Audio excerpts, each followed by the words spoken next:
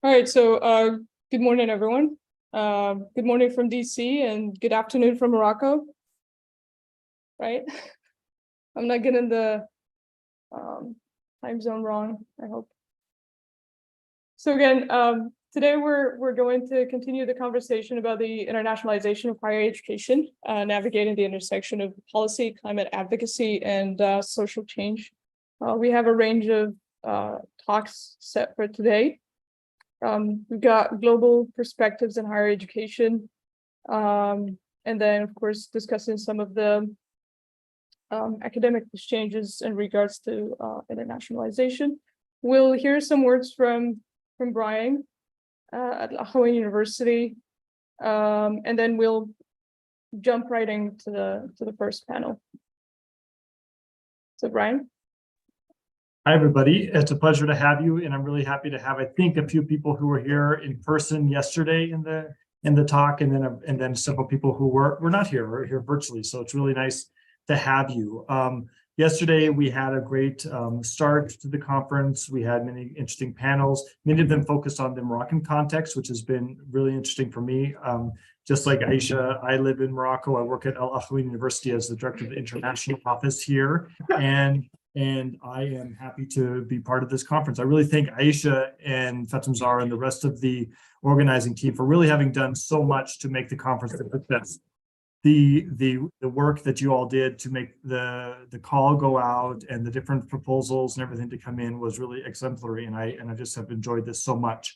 We had yesterday several talks. We had our Vice President for Academic Affairs, Chris Taylor, give a few notes about sort of global internationalization in a broad historical perspective, with a sense of like how the world has moved from, many years ago, the agrarian age to the industrial age to the now the knowledge age, and how these revolutions in a sense are happening very quickly. And higher education often is a bit slow to react to things, but we play a very key role in sort of digesting these changes and figuring out ways to continue what we do well, which is provide high quality, engaging learning and teaching experiences to people around the world in all sorts of different contexts. I mean, one thing Dr. Taylor didn't mention is that the world has changed dramatically in who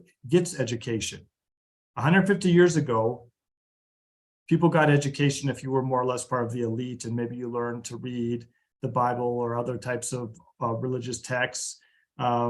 In the 1850s, in the United States, there was a movement to build many more public universities, and that caught fire across the world, so that today, maybe not in every context, but in most contexts in the world, everybody gets an education, a primary education. Most countries in the world have close to 100% primary school enrollment. Yes, there are many challenges.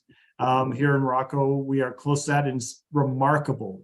Countries that went post-independence have just seen a huge increase in the primary school enrollment, and even all the way through university. So this is huge. This is, I think, an increasing. That's partly, I think, why we're having the knowledge economy and the digital revolution we have now, is simply that more and more people are highly educated and know how to do a lot of things. And so we're all working in that field. And I think we should take a moment to just appreciate that.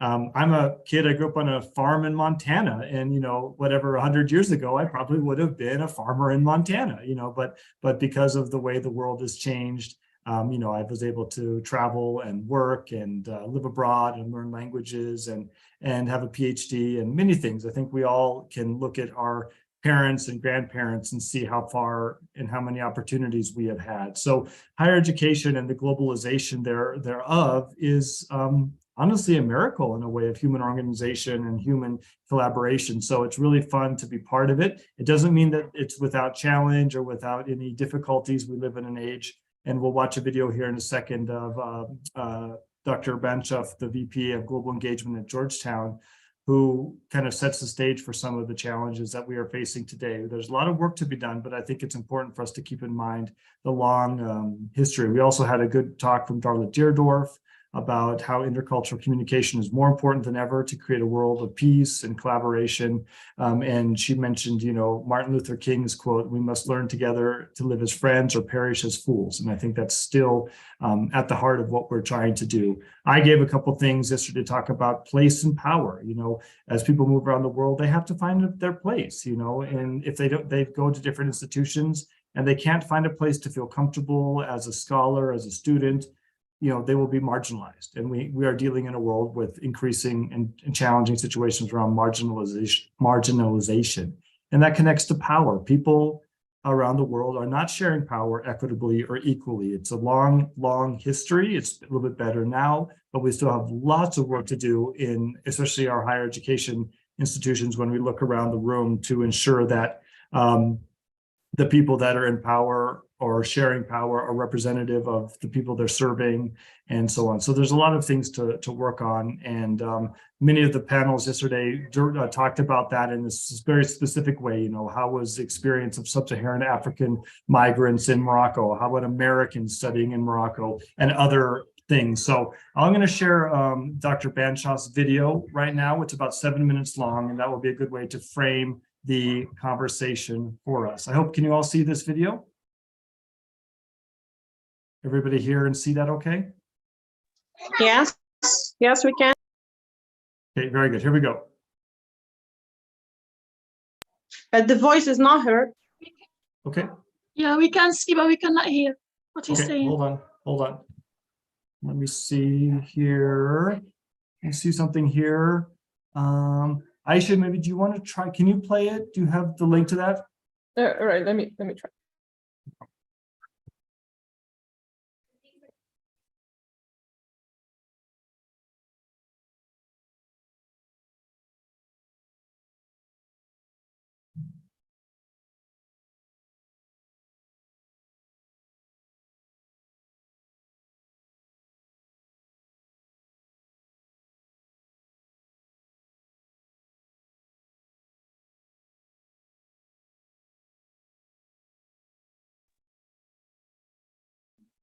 My name is Tom Banshoff. I serve as Vice President for Global Engagement at Georgetown University and as Director of our Berkeley Center for Religion, Peace, and World Affairs.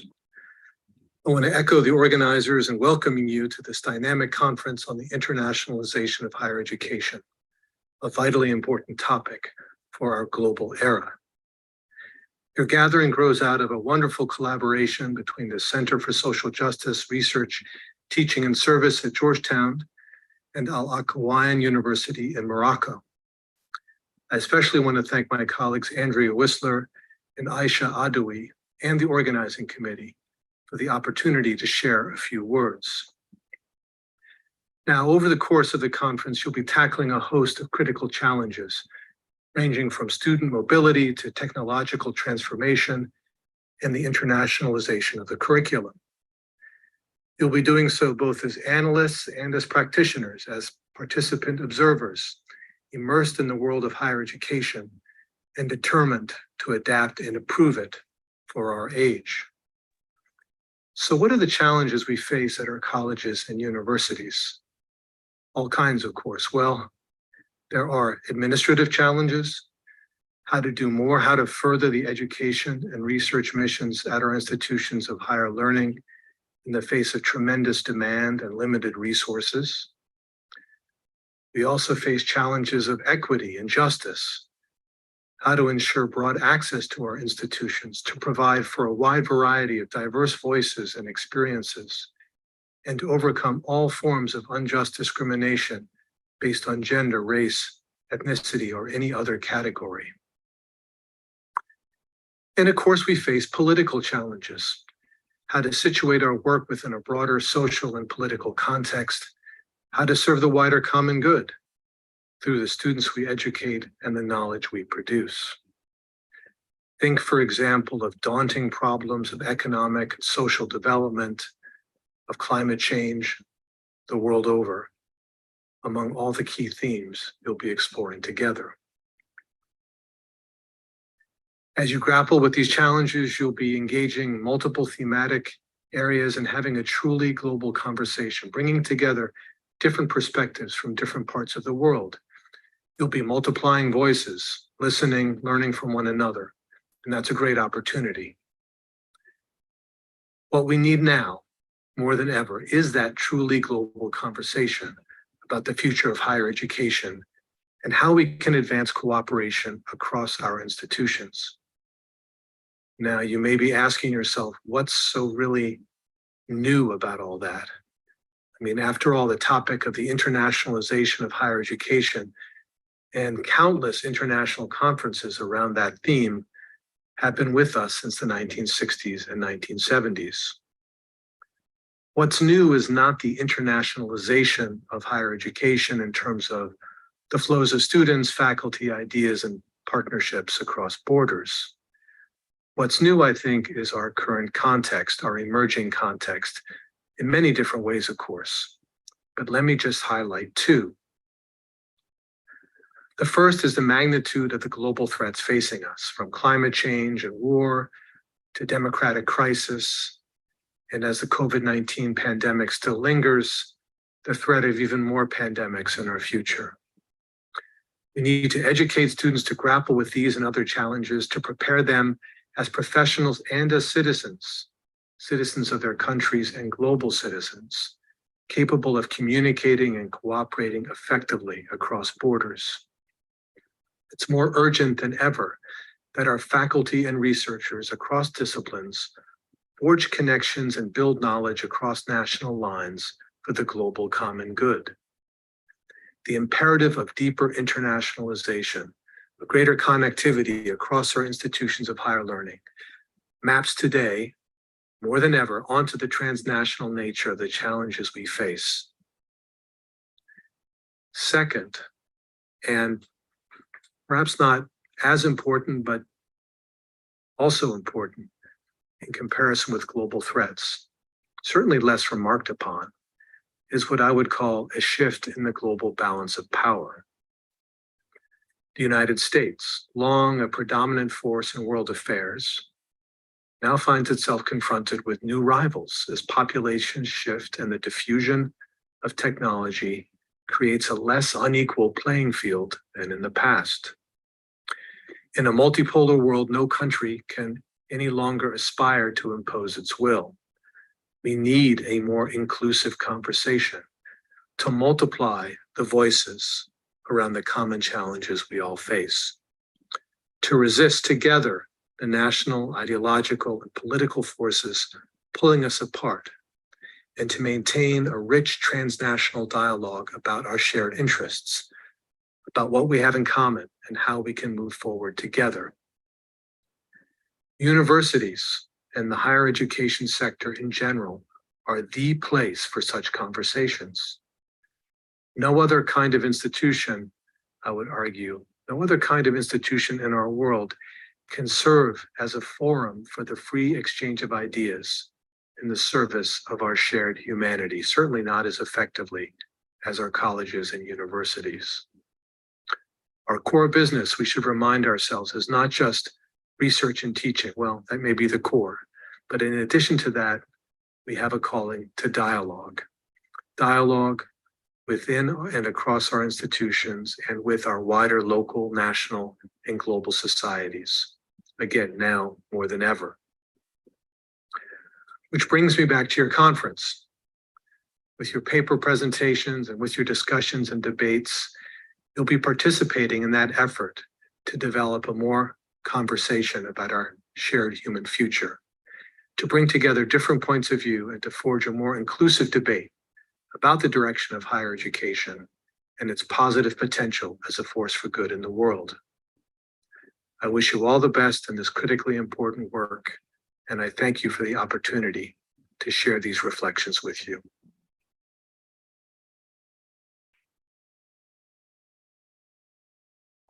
Okay, perfect. Those were some remarks from Dr. Banshoff to start off the conversation today.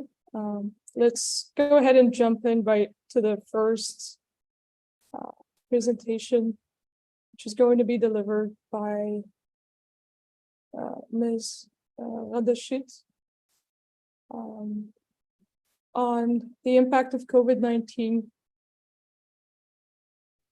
on student attitude and decisions towards international mobility. Again, Ghada, you have 15 minutes. Okay, thank you so much. Let me Mrs. the give you this. moderator. Ghada, the floor is yours. Okay, yes, thank you so much. So first, hello everyone. Good morning, good afternoon, and good evening, wherever you are in the world currently. First, I would like to thank the organizing committee and the professor for organizing this enriching and insightful academic events and give us the chance to take part in it face-to-face or virtually. And before I delve into my presentation, I'm going to present the outline of my study. So is it moving?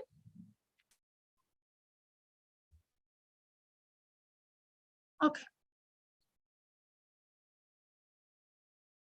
So as I said before, my presentation is going to be about the impact of COVID-19 on students' attitude and decisions towards international mobility. First, I don't know why it's not.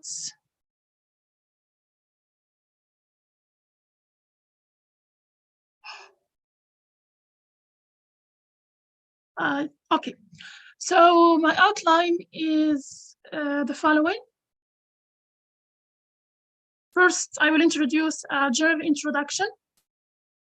Yes, I'm going to define what is international mobility. So I'm going to give some examples of some exchange programs, mainly Erasmus program and Fulbright. Then I'm going to talk about the effects of COVID-19 on international mobility. Then I'm going to talk about international students mobility before COVID-19 in Morocco.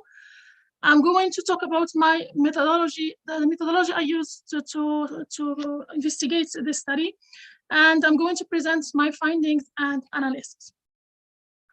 So as an introduction, we all know that the COVID-19 pandemic has had a far-reaching effects on various aspects of society, including education. With the implementation of travel restrictions, lockdowns, and the transition to online learning, international mobility among students, well, it has been significantly disrupted. My study aims to investigate the impact of COVID-19 on students' attitude towards international mobility and to know whether this crisis, of course, this worldwide crisis, has impacted their decisions and their ambitions towards studying abroad, or they remained the same. So with no further ado, I'm going to read one of the popular definitions of internalization. Knight views internalization as a process of integrating an international, intercultural, or global dimension into the purpose, functions, or delivery of post-secondary education. He used the term process, as the author claims, to convey the ongoing and evolutionary or developmental aspects of the concept. In general, internalization refers to the process of integrating international or global perspective into various aspects of organization or society. And now, okay. Yes. Okay. So first here, I have some statistics about international students or Moroccan students studying abroad, or Morocco being an outbound country, meaning sending their students to study abroad. So Morocco student mobility is a growing trend in the field of international education. Moroccan students have been seeking opportunities to study abroad, to gain new experiences, to expand their knowledge, and to improve their chances of securing better career prospects. According to recent data, as we can see on the figure, okay, yes, okay. The number of Moroccan students studying abroad has been steadily increasing. In 2022, over 63,000 Moroccan students were enrolled in higher education institutions around the world, with France, followed by Ukraine, Germany as the popular destinations. The number has reached, by the way, 100,000 students studying abroad in 2022. So Moroccan students' mobility is driven by various factors, including the desire to acquire new skills, knowledge, improve language proficiency, and gain exposure to different cultures. Moroccan students often prefer France as a destination for studying abroad for several reasons. First, of course, the language, since France is a Francophone language, and we all know the historical and the cultural bond that we have with France, and because we are familiar with the French language. Second, we have educational reputation, since France has a long-standing tradition of prestigious universities and institutions renowned for their academic excellence and research opportunities. Next, we have the proximity and cultural ties. Geographical proximity plays a role in Moroccan students' preference for France. Variety of programs, because France offers a wide range of study programs and disciplines, allowing Moroccan students to pursue their desired field of study. We have, of course, they offer a variety of scholarships and fundings. And the last factor is career opportunities. Since France is an economically developed country with a thriving job market, studying in France gives Moroccan students the opportunity to gain intercultural exposure, build a global network, and enhance their career perspectives. So here I have an overview of most famous exchange programs that Moroccan students prefer. First, we have the Erasmus. The Erasmus Plus program is a European action scheme for the mobility of university students established in 1987. It offers university students a possibility to study or do an internship abroad in another country for a period of at least 2 months and maximum of 1 year. So in Morocco, about 1,000 students go to Erasmus Plus every day to study, volunteer, to teach, or yes, because Erasmus Plus offers 4 different opportunities to Moroccan students. First, it offers Erasmus International Mobility Grants for bachelor, master, and PhD students to study abroad in a European university from 2 to 12 months. Second, we have the Erasmus Mundus, which is joint master degree to get a master degree from different European countries. It offers a grant for cultural exchange and voluntary activities, and it offers a virtual exchange in virtual platforms between European and Moroccan youth. Second, we have the Fulbright program, which was founded by United States Senator G. William Fulbright in 1946. It is one of the several United States cultural exchange programs with the goal of improving intercultural relations, cultural diplomacy, intercultural competence between the people in the United States and other countries from the world. Yes, due to time constraint, I'm skipping this map, and I'm going to jump to talk about the benefits of international or students studying in other international countries. So first, we have the academic mobility is highly likely to improve students' chances in the labor market, given the chance or the choice of a famous and a good academic destination. It is an essential element for a lifelong learning and an important means for enhancing people's employability and adaptability. It is a current and future competitive job market, which welcomes only those who are apt in terms of knowledge, quality, and mobility, which is essential in studying abroad. Yes, and because it is invaluable social, cultural, and economic contribution to their home and the host countries. For example, the continuous growth in international students to the US for higher education had a significant impact on the US economy, because it contributed in 45,000 billion to the US economy in 2018, according to the US Department of Commerce. And those funds are outside from the US, meaning coming from personal family resources, assistance from their home countries, etc. So here I'm going to talk about some statistics from the Open Door. How much time do I have left, Aisha? Can you hear me? Yes, we can hear you. Yeah. Yeah, I'm asking about the time I have left because No, you're doing okay. Yes. Okay. I talked about the Open Door report. I will give you an overview about this report. It is a report on international education exchange, and it is the only long-standing comprehensive information resource on international students and scholars in the United States and American students studying abroad for academic credit. So the release of this program captures the direct effects of the COVID-19 pandemic on international exchange. The report demonstrates the increase both in the number of US students studying abroad and the number of international students studying.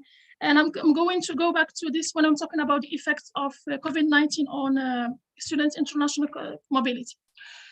So here, as you see on the screen, I have, as we can see, from 1998 till 2018, student global mobility around the world has been steadily increasing from 2.2 million to 5.6 million to 2018. Okay, now I will move to talk about the effects of COVID-19. So first, according to the UNESCO, okay, by April 2020, schools and higher education institutions were closed in 185 countries, affecting about 1.5 billion learners. Yes, this is it. So according to Salmi 2020, he claims that, and I quote, the continuing restrictions on travel and the issuance of visas have halted short-term mobility in most of the world. In addition to that, international students were grounded at foreign institutions and students' exchanges were canceled. Many students who had planned to take up mobility opportunities were faced with interruption of their study programs. For instance, in Europe alone, over 100,000 participants in Erasmus Plus mobility program were affected by the COVID-19 situation, which is 75% of those who were in the mobility program at the time. And this is a statistics from the European Commission 2020. Going back to the Open Doors program, the report showed that 914,095 international students were hosted by United States during the 2021 academic year, and this is a 15% decrease from the previous year. Furthermore, the total number of the US students studying abroad fell from 1,075,496 to 162,633 in 19 and 2020, a decrease of 58% from the previous academic year, which is not, which is a huge number. So the COVID-19 pandemic has resulted in a significant increase in social inequality, particularly when it comes to access to digital learning. With the closure of schools and universities around the world, education has shifted online, forcing students to rely on technology like never before. However, not all students have equal access to the tools. We all know that it is necessary to participate in online learning, and many students from lower income families don't have reliable access to a computer or high-speed internet, which puts them in a disadvantage when it comes to attending online classes. Furthermore, some types of learning, such as laboratory-based work for engineering students or visits to hospitals for medical students, simply cannot be done in an online format. This means that students who are not able to access these in-person activities will miss out an important part of their education. Another challenge is that many educators were not trained to teach online, making it difficult to teach students the same way they used to before the pandemic. Okay. Yes.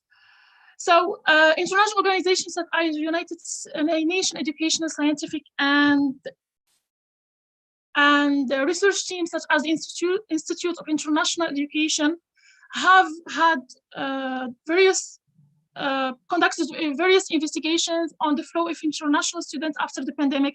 And these studies all predicted that the mobility of international students will decline according to the statistics I have just stated. So Marginson 2020 proposed that COVID-19 has also changed the way of factors influencing students and parents' decision of studying on studying abroad and country choice, and health protection and safety will occupy a more important position during the pandemic. The psychological pressure also on the international students has also received a big deal of attention. BLSN in 2020 examines the uncertainty, soil isolation, xenophobia, verbal attacks, and discrimination faced by international students during the pandemic.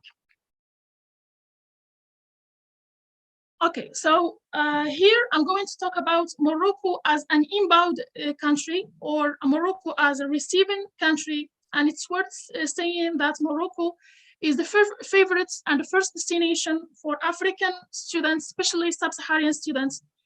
And according to the Ministry of Higher Education, 83% of students, international students, are from Africa.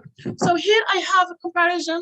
It's a study from the official site of higher education, in which I compared between the number of students before COVID-19 studying, of international students studying in Morocco during the pandemic and after the pandemic on the international level, meaning in Morocco, and second only on the University Mohammed I in Oujda. So we can see that there is a clear decrease from 13,060 students studying in the year of 2020 to 2,952 students during the pandemic. This is at the national level, which is a decrease of 0.38%. And international students, University Mohammed I, of course, had the same results. So the number decreased from 3080 students to 3028 students. And of course, after post-COVID-19, things went back to normal, and students are coming back to Morocco to study in their higher education. Yes, now I will move directly to talk about my study, the study which I investigated in University of Mohammed I, especially with students of higher school or superior school of technology.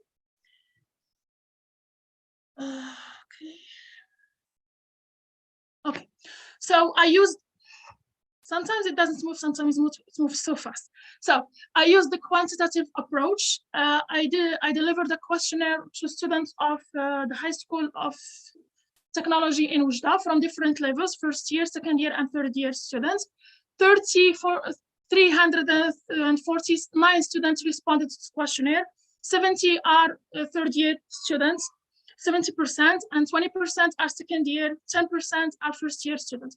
So the research questions which revolved around my study are: to what extent has COVID-19 affected students' attitude towards studying abroad, and whether students are still concerned about the COVID-19 outcomes in the post-pandemic world, or they have forgotten about the consequences of the pandemic and are ready to face the world again in a post-COVID world. So I'm waiting for the first graph to show. Okay. So the first question which was given to students is whether studying abroad is important for their future. As we can see, the majority of students, 62%, said that it is, they agree with this statement. It is important for their future. 10% and 34% of students, they don't agree, and 27.59% are neutral. Then students were asked whether they would go to study abroad if they are given the chance, means if they are given all the appropriate, tools and conditions to study abroad. So the majority of students, 89.6% of students said yes, and the remaining 10.4% said no. Next.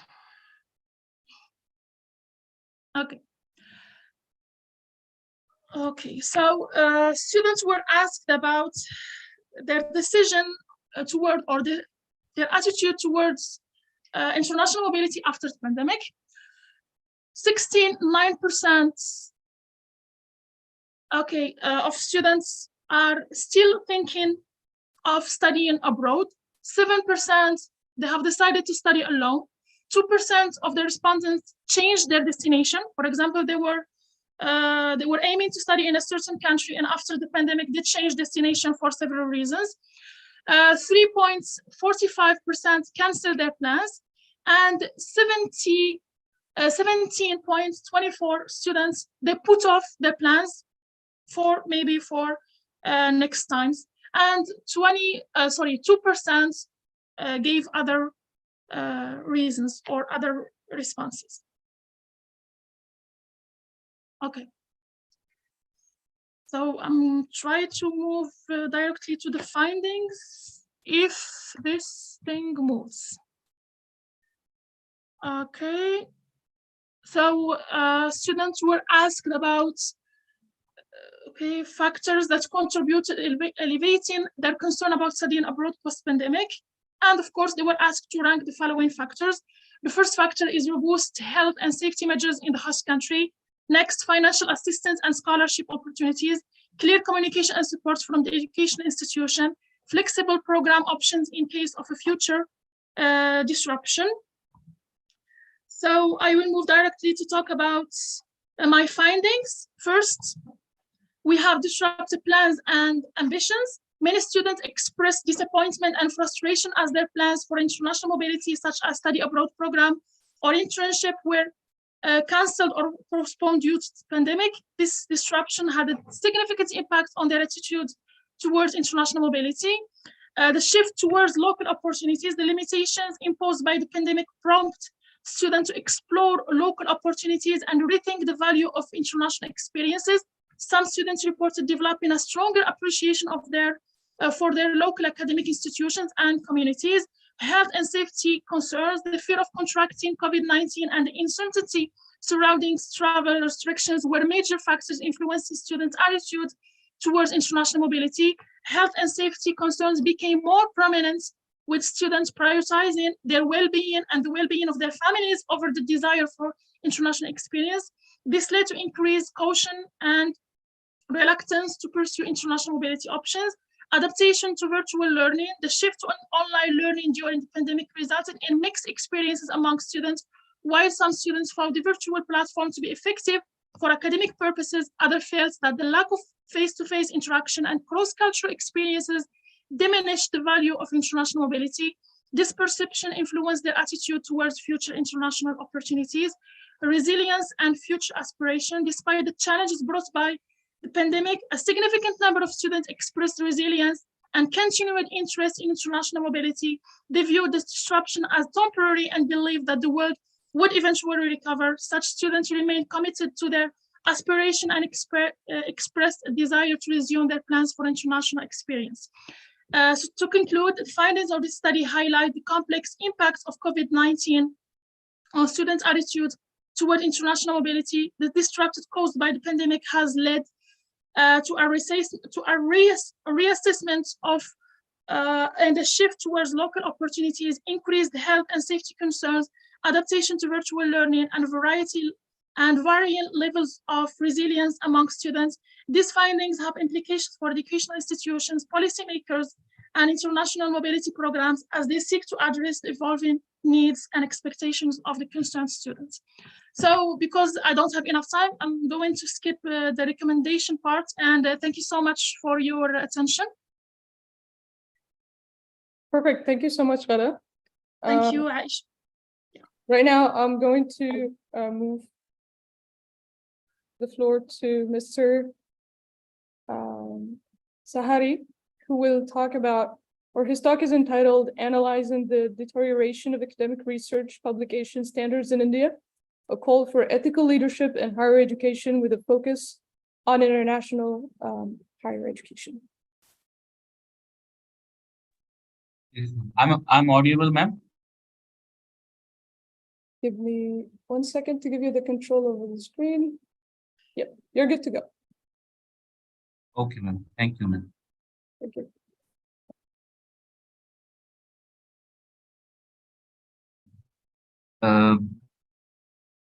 Respected organizers, thank you for giving me the opportunity to present my presentation, and my presentation title is Analyzing the Deterioration of Academic Research Publication Standards in India, a call for ethical leadership in higher education with a focus on international higher education. So, uh, okay. Okay. So, in academic research publication, the academic research publication plays a vital role in shaping of a country's global academic reputation. But in the recent time, the decline of academic research publication standards in India has become a matter of serious concerns. And related to this issue, against this backdrop, this research papers seek to shed light on the underlying factors contributing to the deterioration of academic research publication standards in India. Uh, there three objectives have been followed by the researcher. The first one is to examine the factors contributing to the deterioration of academic research publication standards in India. The second one is to explore the impact of deteriorating publication standards on international higher education collaborating in India. The third one is to propose some strategies for fostering the ethical leadership in Indian higher education to restore the research publication standards in India. Uh, the For the fulfillment of this whole research paper, the qualitative research approach was utilized by the researcher, and here the both type of data, primary data and secondary data, was utilized by the researcher. And for the purpose of data analysis, the descriptive statistics analysis technique and thematic analysis technique were used by the researcher. So, if we talk about the data exploration pertaining to the objective one, it shows that there are several key factors are the contribute in the deteriorating, especially related to the research publication standards in India, and like predatory journals, unethical boast or bogus writing in research publication, lack of quality control mechanism, pressure for quality over the quantity over the quality, and insufficient funding and resources, the rise of academic plagiarism and data manipulation, like lack of research ethics awareness among the researchers. Uh, if we talk about the first components, the predatory journals, the previous some studies like Nature Index 2014 shows that India placed a 13th position in terms of the commendable production of high quality scientific publications. A meticulous analysis of 1,907 papers derived from the approximately 200 such journals allowed them to ascertain that the 27% of the corresponding authors were affiliated with the institution in India. Here, I want to show some screenshot of the WhatsApp groups. There, through this WhatsApp group and some other kinds of social media platforms, that the unethical, ghost and bogus writing are the promoted in India. Like uh, in this fourth screenshot, you can easily observe that the authorship sale through the price. Like here, if you want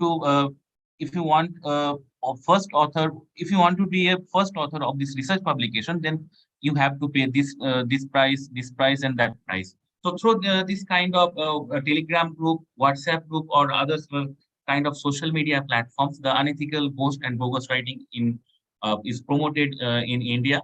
So, and this screenshot often reveal that discussion or exchanges where the researcher solicited or offered ghostwriting services or engaged in the arrangement for bogus authorship.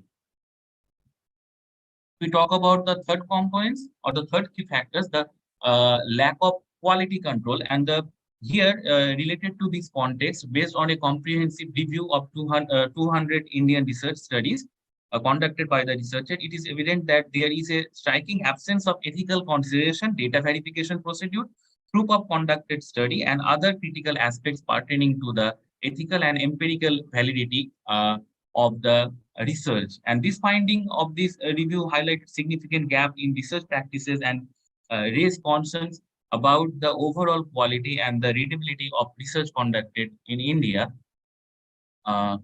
The fourth component is the pressure for quantity over quality. Regarding this, a survey was conducted by the researcher where majority of the participant researchers revealed that the intentions were they were points by their supervisor to continuously churn out research papers, often neglecting the necessary quality, rigor, and ethical consideration. Furthermore, some scholars reported being involved in the writing of books, evaluating the semester answer script, assignments on behalf of the supervisors, yet their academic contribution when unrecognized and unacknowledged. The fourth component is the pressure for the quantity over quality, and this finding shed light on the Queen's practices expert by the supervisor or scholars, patronizing quantity over quality in research paper production. Moreover, the survey highlights that the neglect of necessary rigor and ethical consideration due to this pressure. Besides this, the scholars express their frustration with their unacknowledged contribution in writing books also. And these findings demonstrate the detrimental impact of such practices on the scholarly community and call for reform to ensure the constructive and ethical research environment. So, lack of the time, I want to skip these slides. Okay. Okay. Now, so what are the impacts what are the impacts of these factors?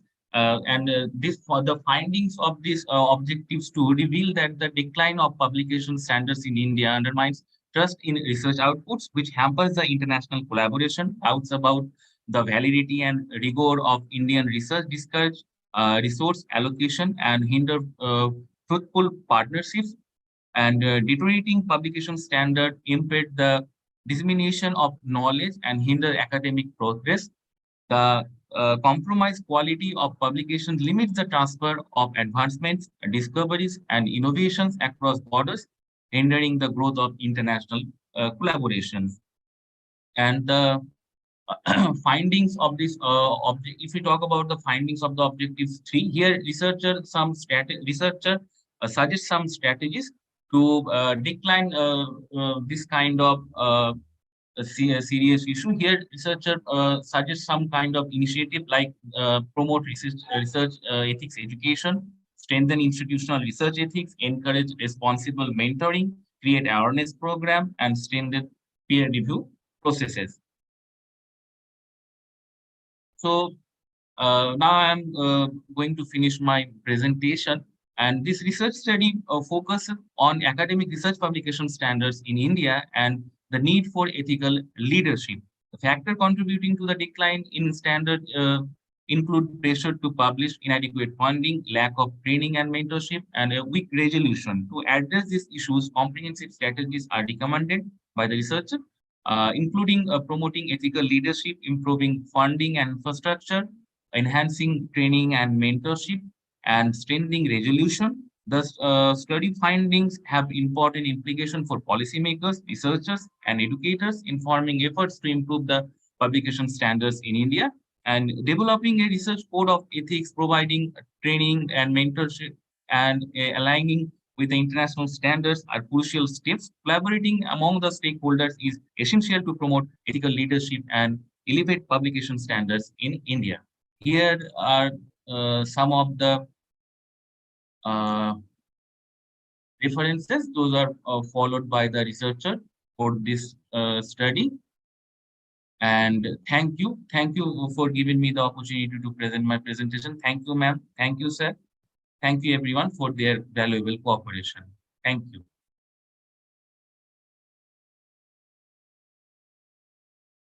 Okay, thank you, Mr. Sahari, for the very insightful presentation and also for staying right on time. That's very much appreciated. Right now, we'll move to the next speaker we have on the panel, Dr. Nidhi Sharma. She will be talking about international student challenges and opportunities. Doctor, perfect. Yes. Very good evening. I hope I'm audible. Yes, you are. Thank you so much. A very good evening from India, and I'll be presenting on the topic International Student Mobility, Challenges and Opportunities.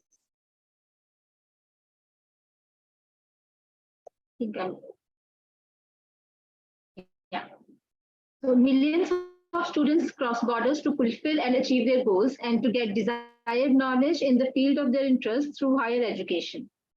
This mobility of students leaving their country for higher education abroad is called international student mobility. According to Visa and Goli, it has now become a key issue of policy and practice in higher education. There may be several reasons for the international student mobility, such as a stay for an internship, international volunteering in companies or non-governmental organizations.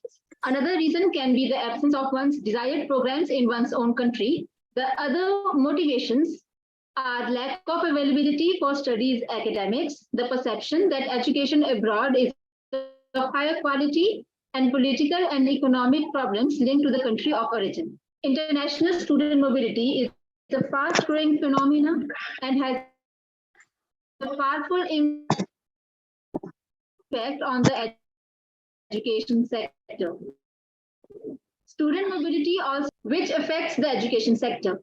Although it is a welcome move as it initiates rise in the revenues of the institutions and at the same time encourages intercultural understanding as the students are exposed to a different culture than their own. They experience different perspectives and they get a foreign degree as an added bonus.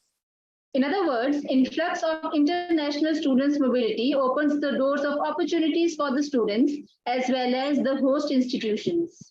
Moreover, internationalization of education has created new opportunities for learning. It has also contributed in sustainable development. Along with the numerous opportunities that come with the student mobility, there exist also a number of challenges as well. One such challenge was the recent COVID-19 pandemic.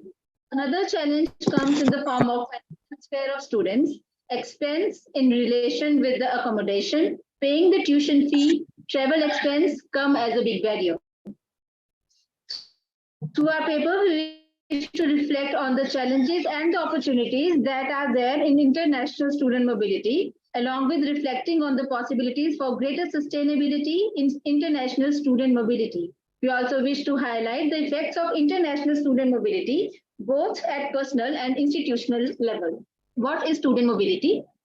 According to what is stated by UNESCO, an internationally mobile student is an individual who has physically crossed an international border between two countries with the objective to participate in educational activities in a destination country, where the destination country is different from his or her country of origin. These students include both self-financed students and students who get sponsorship or scholarship to study abroad. There are organizations which support the international mobility of students who wish to pursue higher education abroad as part of an exchange program or carry out an international internship. Many countries have emerged as actors who are up in promoting the international student mobility and have either framed policies or are in the process so as to attract more student enrollments. One such actor that has emerged powerfully is China, which has increasingly attracted international student enrollment. According to a report, there were over 3,000 colleges and universities with over 44.3 million students enrolled in mainland China by the end of 2021.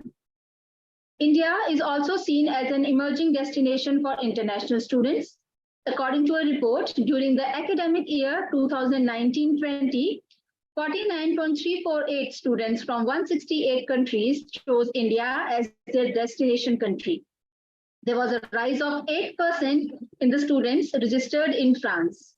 So we can see that after a period of challenges and uncertainty due to the recent pandemic, there is still a rise in international student mobility.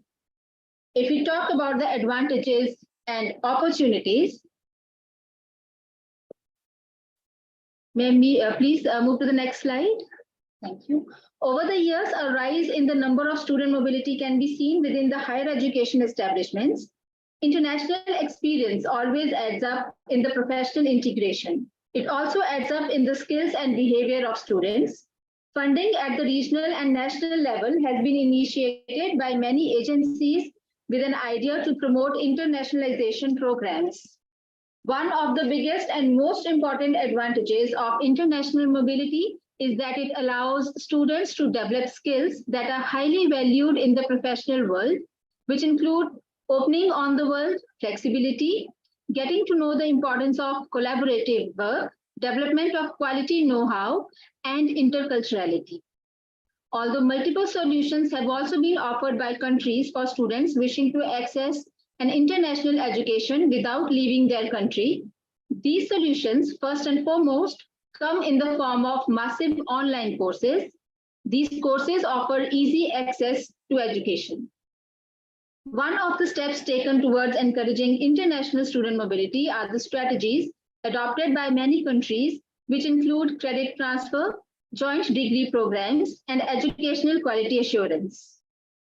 Erasmus, which was created in 1987 and later renamed as Erasmus Plus in 2014, also encourages student mobility by making students study in another European country. The period ranges from 3 to 12 months. This helps the students to strengthen their interpersonal and intercultural skills and openness towards others. The international student mobility also has an effect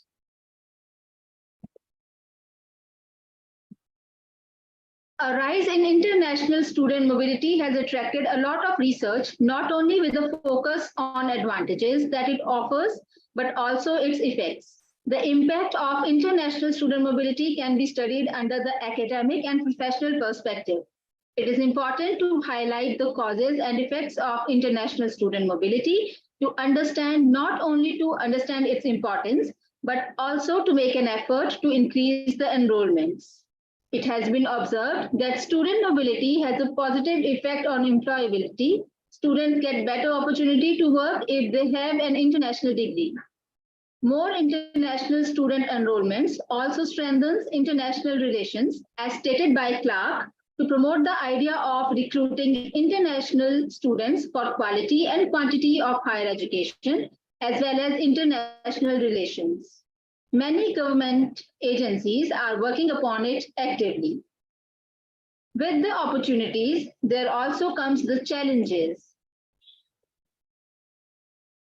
It is just not sufficient to produce the statistics when we talk about the international student mobility. It is of a greater importance to ask and question the challenges faced by students and institutions when it comes to internationalization of education.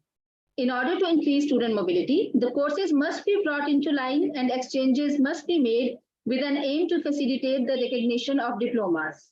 Students choose the countries for their higher studies, taking into account many criteria, such as their budget, availability of course they wish to pursue, and the quality of education offered by the host country.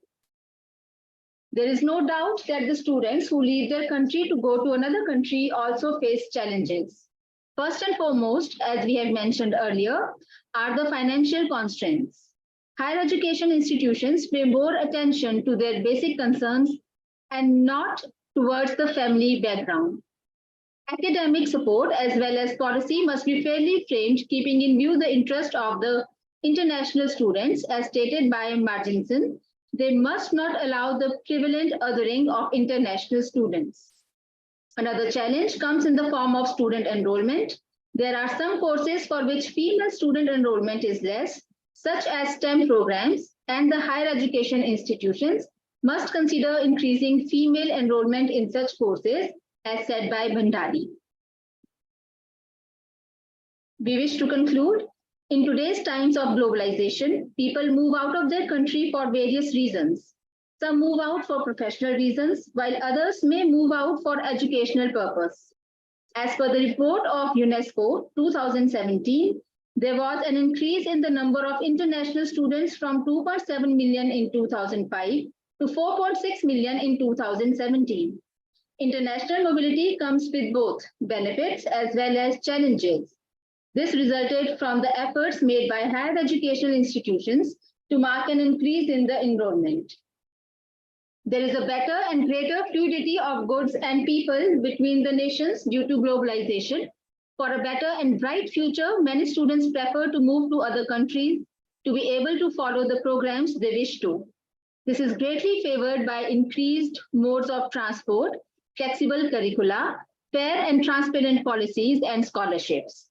We wish to conclude by saying that now it is the time when the academic world must try to go for more internationalization of education to provide better opportunities to students. International student mobility is reshaping the framework of education sector, and the international student mobility greatly contributes to the social as well as economic development of society as a whole and must be encouraged for students, institutions, and countries' growth as a whole. Thank you so much for your time and for your attention.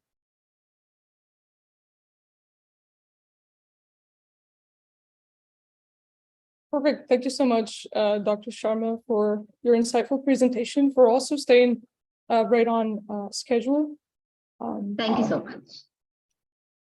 Great.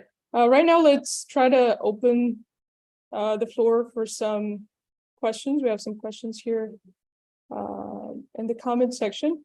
However, if you would like to ask a question directly, just feel free to activate your mic and address your question to one of the speakers.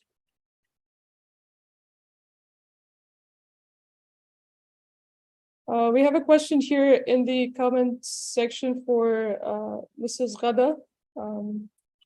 This one is for Mariam. She says, don't you think that online or virtual mobility can be a remedy to the challenges faced by international students during crises or during emergency situations?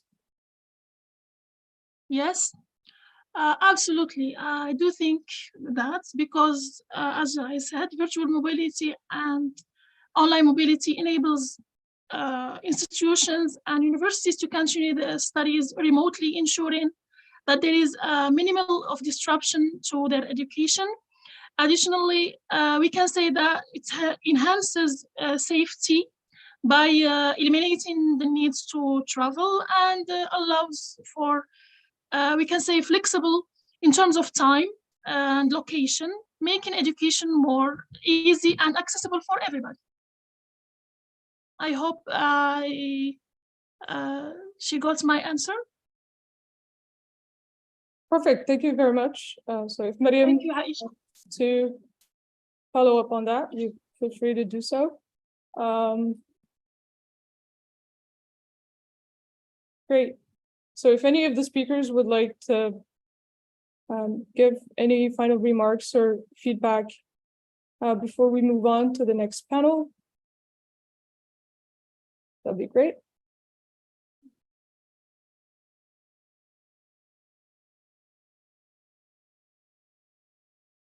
Perfect.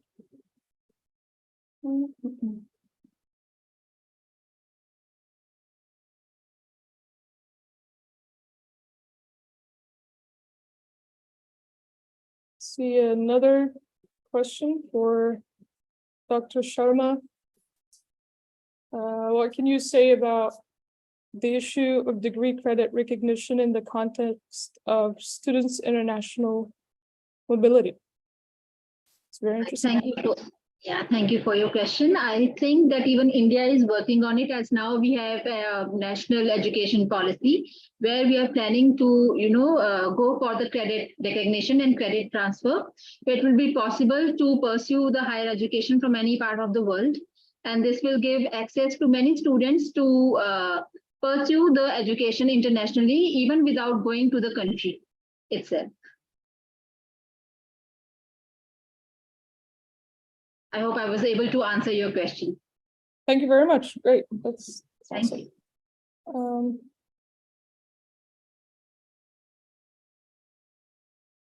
So we have a comment from Munia. She says, hello, everyone. I'm thrilled to attend this interesting event. I just want to say that international student mobility is hindered by bureaucratic procedures that oblige students to provide tons of papers to be able to join international universities.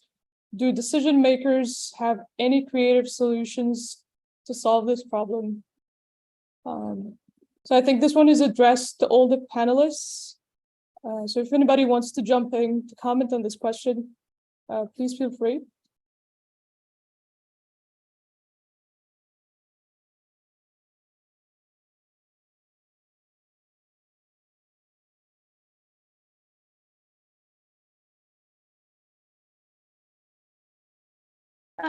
Is she talking about the paperwork that you have to organize in order to be able to join or to enroll in a certain program?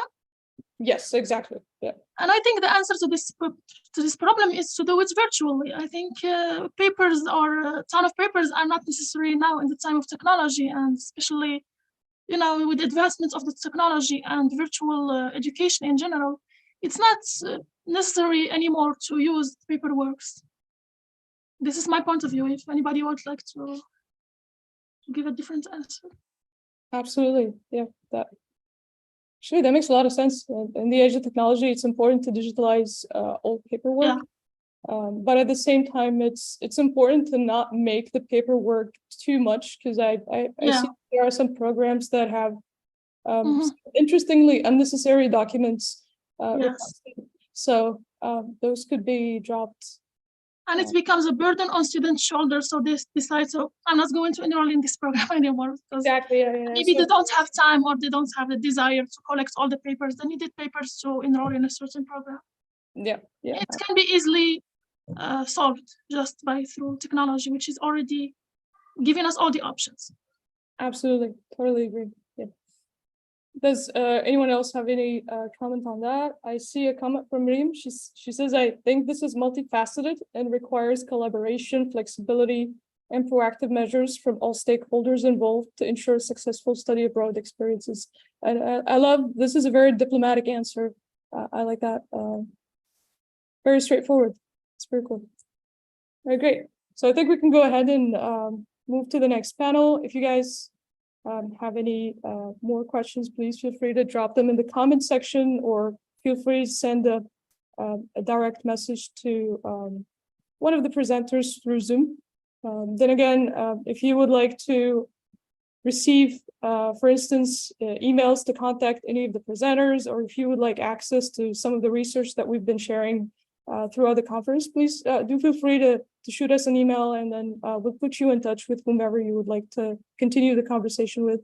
So yeah, I'll be sharing the screen again, and I'll give the floor to Brian to moderate the next set of panels. Hi, everybody. Good. Thank you very much for that first set of panels or papers. It's great to see the ideas coming from, again, from India, from Morocco, and so on. This is one of the good things of the virtual age. I think this kind of conference would not have been quite as easy to pull together before COVID, but we have had some good things happen because of that pandemic, I guess, in a weird way. So anyway, so we're looking forward to our next panel. We have currently three people on the panel, Somnat Das and Aisha herself, and then hopefully Mohammed Hassan or Mustafa Morshid. I don't see Mustafa here, but maybe they'll be joining in a little bit. So I think without any further ado, this next panel is entitled Global Perspectives in Higher Education, Internationalization, Global Citizenship, and Interdisciplinary Approaches. And I will ask Mr. Das to go ahead and present.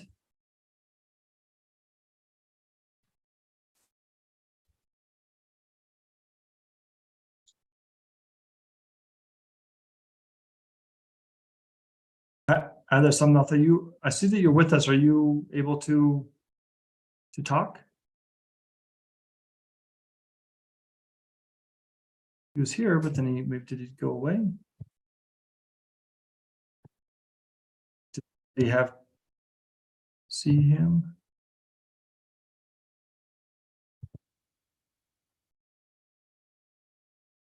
Maybe Aisha, do you want to do your paper first, and then if Mr.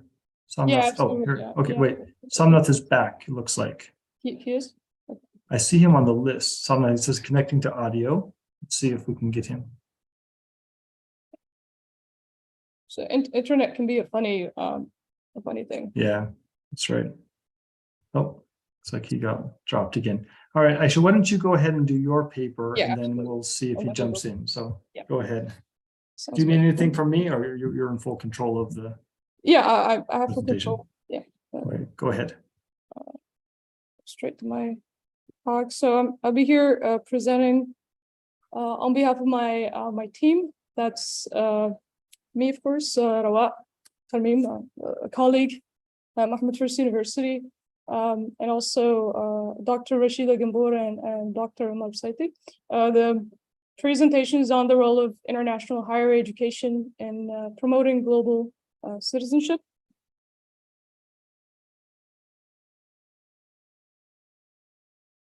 Then I'm going to be talking about first. I'll share with you a literature review of the paper, in which we'll be unveiling the potential and challenges of international higher education and fostering global citizenship. I'll be sharing the research methodology that we've adopted, the rationale behind this research, the results, and then a quick conclusion. Again, this paper would be published at some point, so I'll be very happy if anyone would like to reach out and collaborate. Please feel free to contact the team. Then again, the paper delves into the pivotal role played by international higher education in fostering global citizenship. The concept of global citizenship has emerged as a prevalent objective among higher education institutions, with a heightened focus on producing graduates equipped to tackle complex global issues in the professional arena. So one thing that I would like to comment on is that whenever we mention internationalization or international higher education, a lot of people assume that internationalization is only concerned with, for example, international conferences or things like international extracurricular activities and so forth. But it's more of a mindset. It's more of a way of life within an academic context. So, for instance, looking at prominent examples like Harvard University or Georgetown University, where I am currently at, or looking at Hawaiian University in Morocco, or the UM6P in Morocco as well. These are all internationalized education institutions that not only do they adhere to the traditional kind of definition of internationalization, but they also seek to make citizens who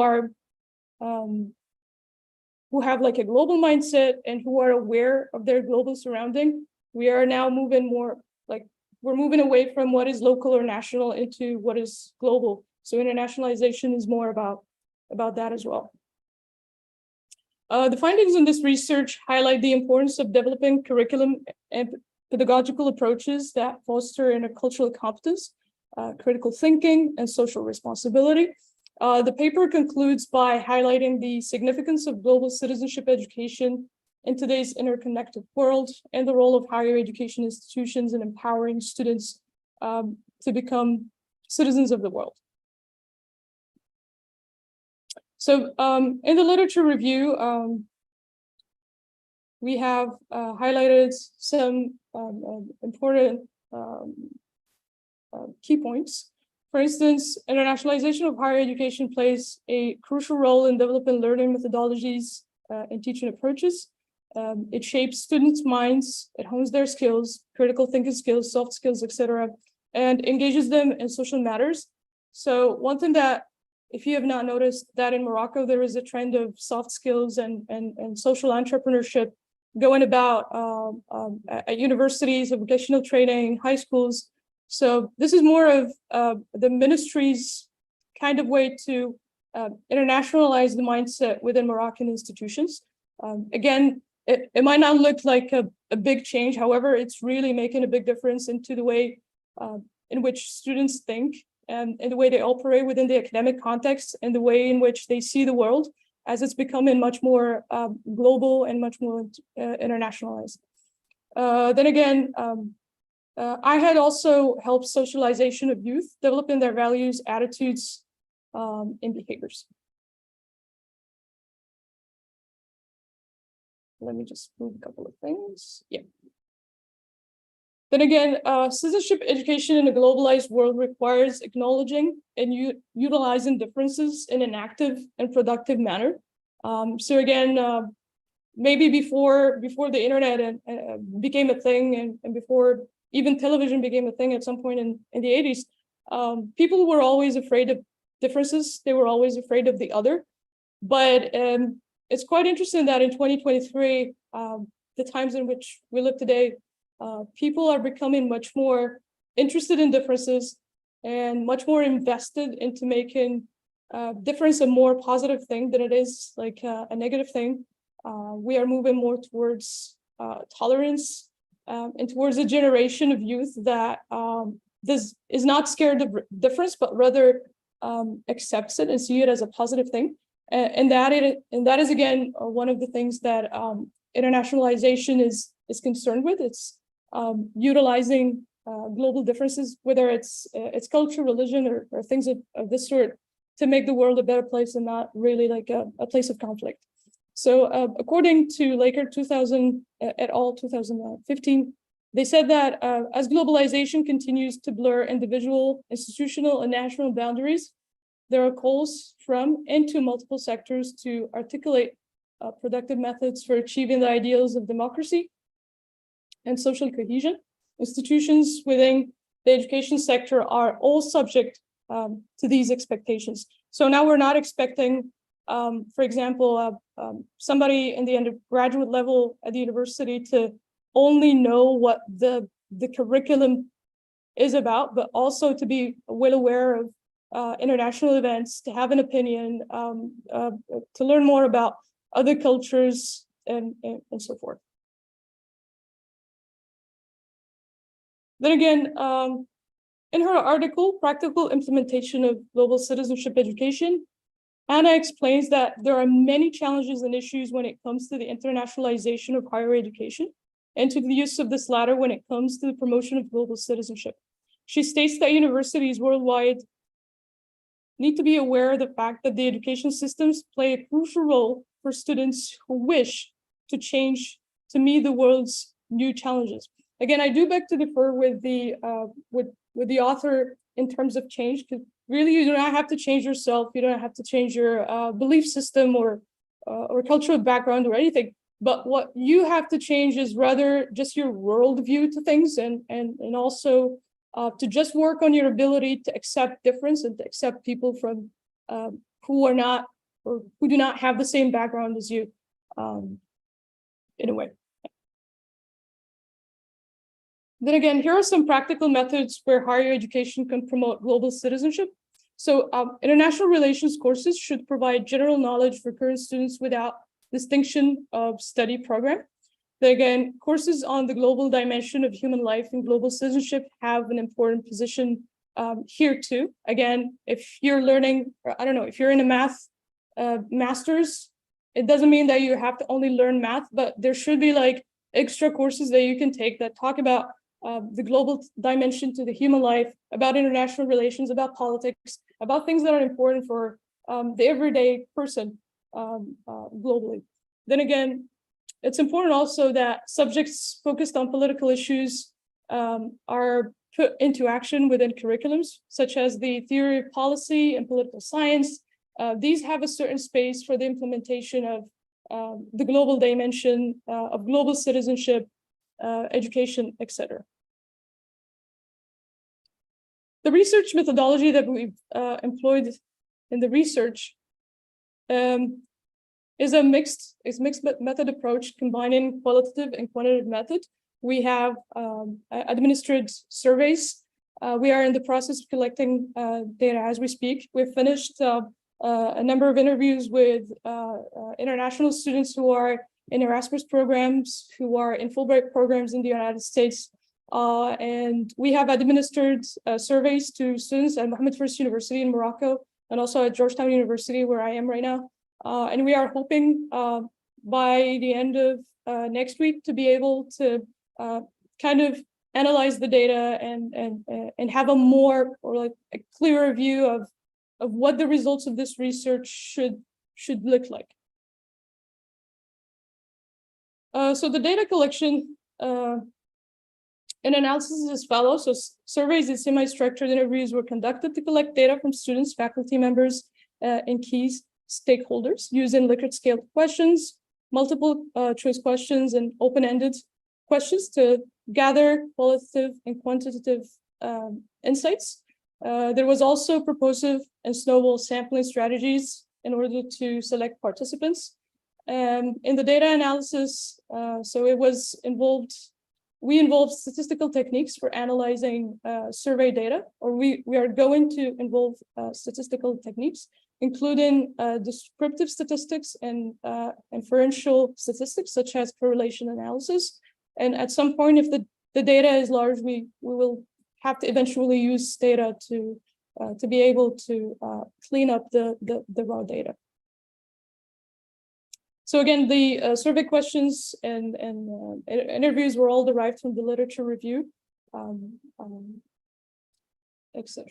Then again, ethical considerations, of course, like any other research, we adhere to anonymity and voluntary participation of all involved in the study, and anybody who would like to get a glimpse of the data or would like to withdraw their participation, they're free to email us and we will do exactly that.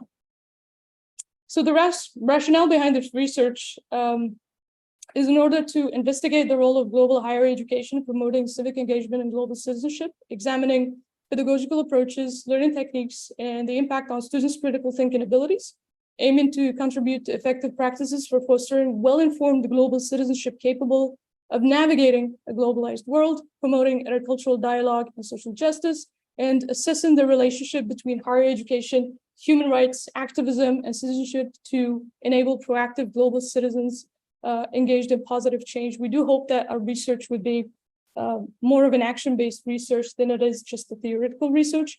But if that's the case, we hope that this would be a start of something meaningful that can be implemented in Morocco. The results so far is that in the focused interviews that we conducted so far, participants from the Erasmus program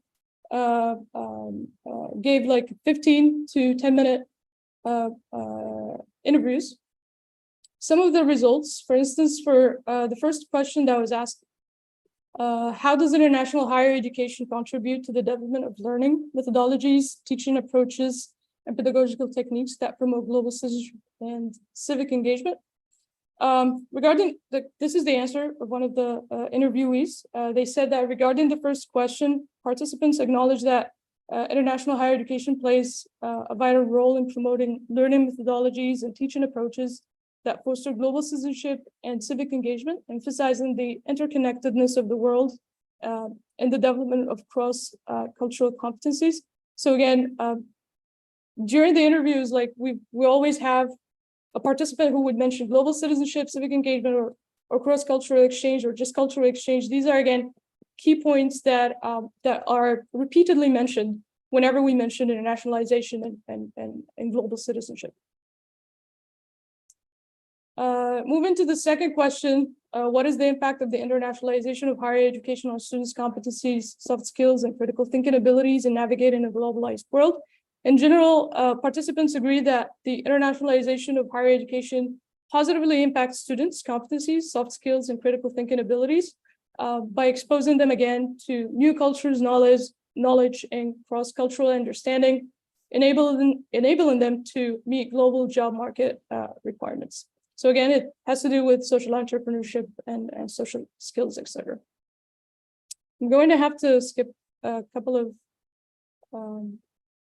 slides here. So the participants in general, their responses highlighted the significance of international higher education in promoting global citizenship and a cultural understanding and active engagement in addressing global challenges. So again, thank you very much for your attention. This is a work in progress. It's not a finished research. We are just sharing with you what we have done so far. We welcome your comments and invitations to collaborate. We'll be very happy to do that. You can email either me or my colleague Rawat in that regard, and we'll be very happy to answer. So Brian, the floor is. Thank you. Yep. Great, thank you very much, Aisha. And I think we already had a couple of questions. I just want to make sure that we don't lose them. We had one question about international studies and taking measures to encourage international higher education graduates to apply their knowledge and skills to tackle global challenges, make a positive impact. So just keep that in mind, Aisha, and everybody as we go. Because at the end, when you finish the panel, we will have a chance to address those and so on. All right, Samnath, are you able to talk now? Let's see. He said he was ready. Yes, sir. Oh, okay, good. Okay, sir. And I believe Aisha can take your presentation to the start and then follow along. Aisha, are you able to get it to Samnath's presentation? Oh yeah, I have to move back. Give me one. Yeah, you have to go back maybe to back to the beginning of yours or before yours. Yes, Okay. sir. Yes, so sir. The floor is yours. Go ahead. Yes, sir. Good evening, sir and madam, and other members of this audience. And today's my topic is higher education and globalization, dynamic panel data analysis.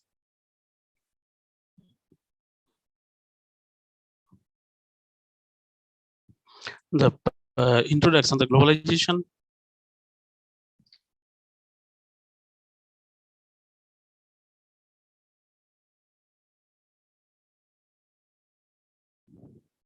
The globalization connects. Sorry, sir.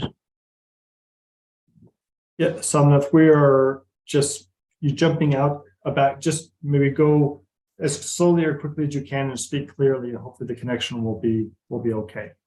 I think we still, Aisha, maybe you want to go. Are you in control, or is Samnath in control of the slides? So Yes, sir. Samnath is in control and he's moved. Okay. Okay. So Samnath, you need to move the slides forward a little bit. There you go. Yes, sir. First introduction, sir. First, yes, sir. Yes, ma'am. Okay, go ahead. Go ahead. Higher education and globalization, a dynamic panel data analysis. The in first introduction, the globalization and connects the world at a glance, and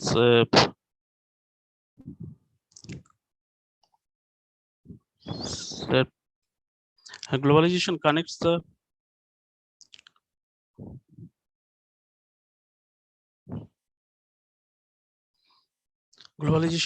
all over the world at a first slide, sir.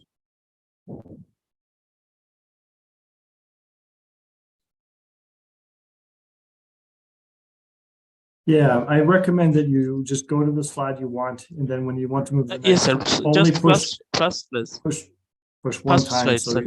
Globalization connects all over the world at a glance. It integrates the social, cultural, economic, and political segments, and through mobilization and transmission, mobilization of resources, and transmission and transformation of knowledge, skill, etc. throughout the nation. Continuous pressure of technological advancement and social upliftment emphasizes the educational changes. Basically, in this era, countries are willing to develop human resources as per the need of global market. Higher education may push the student into a system where they enhance overall market-oriented capabilities. In this global era, higher education institution faces a transition situation, and in closed-end market to open-end market. This has been challenged before the educational institution. Generally, it consists of three dimensions, that is economic, social, and political. This should have an impact on internationalization of higher education.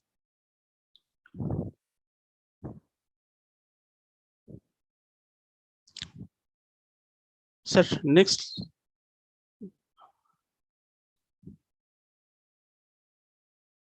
Sir, these are the literatures, and various literatures are there, or some are presented here. The steward and education stimulate the globalization procedure.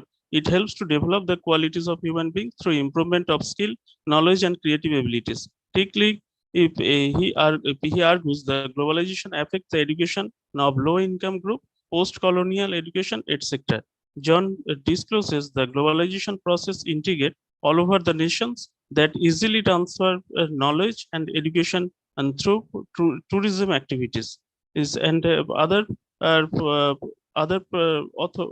researchers also observed the few observations. Nagin and he observed the market-oriented economic and not only changes the educational policy, it also changes the educational governance, educational finance, and delivery. Meyer et al. They identify that due to globalization, continuous technological advancement, explanation, and internet creates effects on higher education and of the country. Joseph Yusuf, as per the study, globalization unable to consider all aspects, but it influences cross-border export-import educational services. Standard framework has been implemented on educational system through globalization procedure.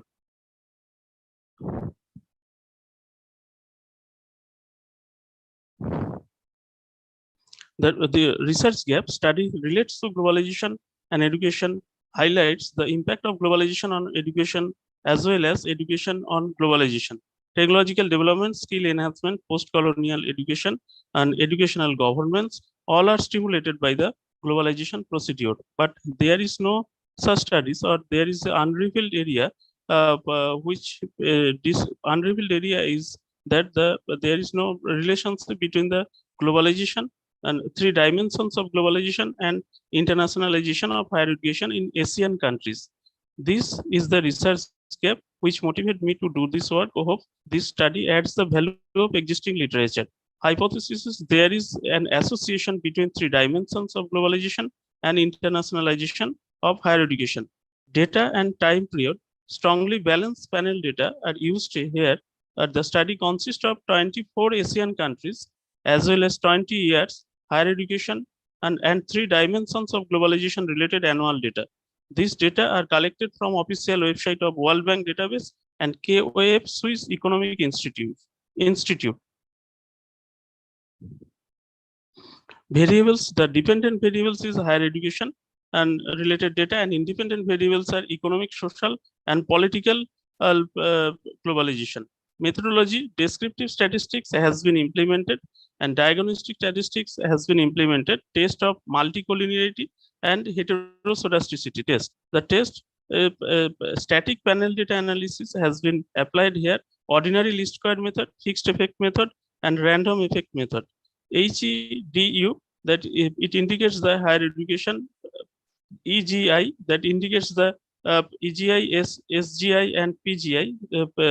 These are economic, social, and political globalization. This is the regression model of the study. The dynamic panel data analysis has been used to find out the dynamic nature of relationship between higher education and explanatory variable. Arrelo-Bond dynamic panel data analysis technique has been implemented for determining the joint effect of independent variables on the dependent variables while considering the endogeneity of independent variables, including lack of dependent variables. This test consists of 1 and 2 step estimators. Autocorrelation test has been conducted by using Arrelo-Bond test.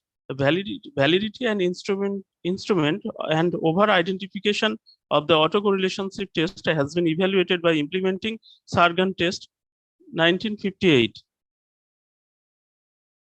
The result of descriptive statistics, these are the result of descriptive statistics, and hence the mean, median, maximum, minimum values are depicted here. Standard deviation also present here.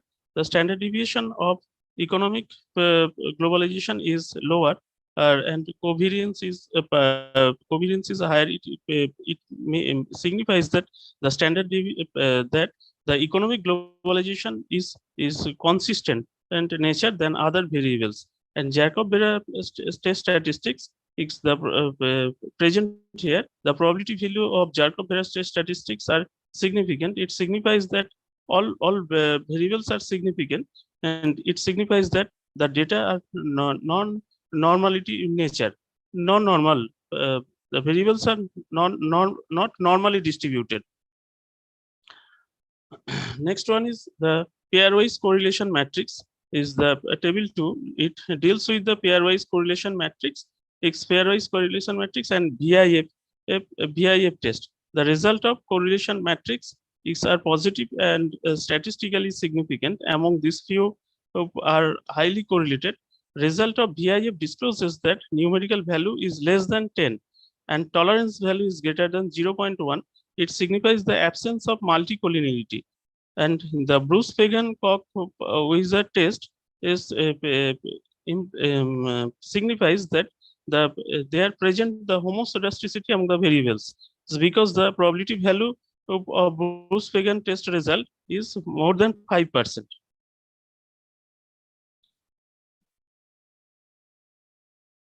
The 3 regression model test statistics.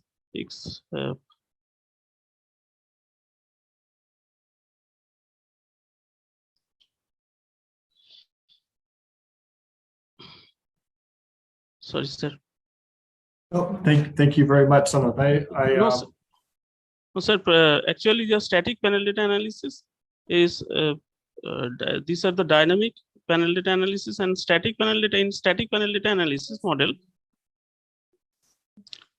in static panel data analysis model, fixed effect model accepted here. In fixed effect model, under fixed effect model, the social globalization index and the political globalization index and economic globalization index all are significant effect on internationalization of higher education.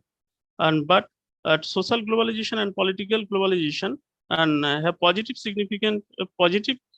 significant impact on internationalization of higher education. In dynamic panel data analysis, 2-step estimators, it also identifies the economic globalization index and social globalization index have significant and positive impact on globalization, and it implies that the movement of human being as a student or resource mobilization and from one country to another country, and the connectivity among various countries through internet and social media helps to improve the internationalization and of higher education. Thank you, sir. Thank you very much, Sanath. I really appreciate these kind of studies, especially in that, although they have a certain complexity in a way, they give some quantitative, let's say justification or evidence to things that we expect or feel in general. The more a country develops socially, economically, maybe the internationalization of the higher education may follow along. Of course, we always are wondering about the cause and effect, and also, does it work the other way? Can internationalization of higher education impact social and economic development in a country too? That will be my question for you when we get to the question time. So just hold that in your mind as we go forward, and then I'll also have a few other things I'm curious about. Aisha, do you want to take over and present the last paper, the recording?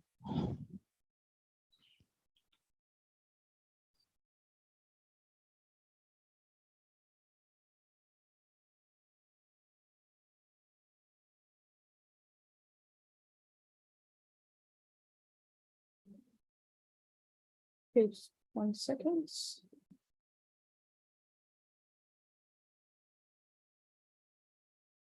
The participating features fundamental exchanges and political expectations. Let me start with this.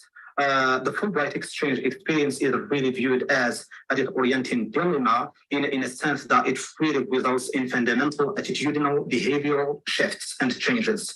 For the methodology, this study is opts for an explanatory sequential mixed methods design, in which I try to delve into the relationship between different variables, namely the Fulbright exchange program and participants' holistic development on the one hand, and then the Fulbright exchange program and the political expectations on the other hand.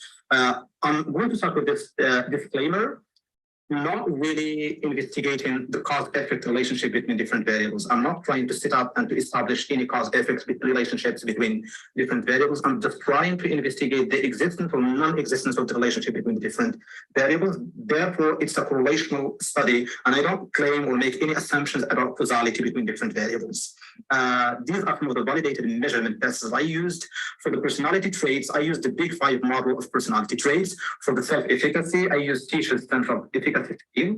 And then for the other variables, I used 5-point Likert scales. Research should start with a research gap. Mine has a very interesting one. Despite the numerous advantages and benefits of the international exchanges, both on individuals and international relationships, scholarly research on international exchanges is evident and qualitative in nature.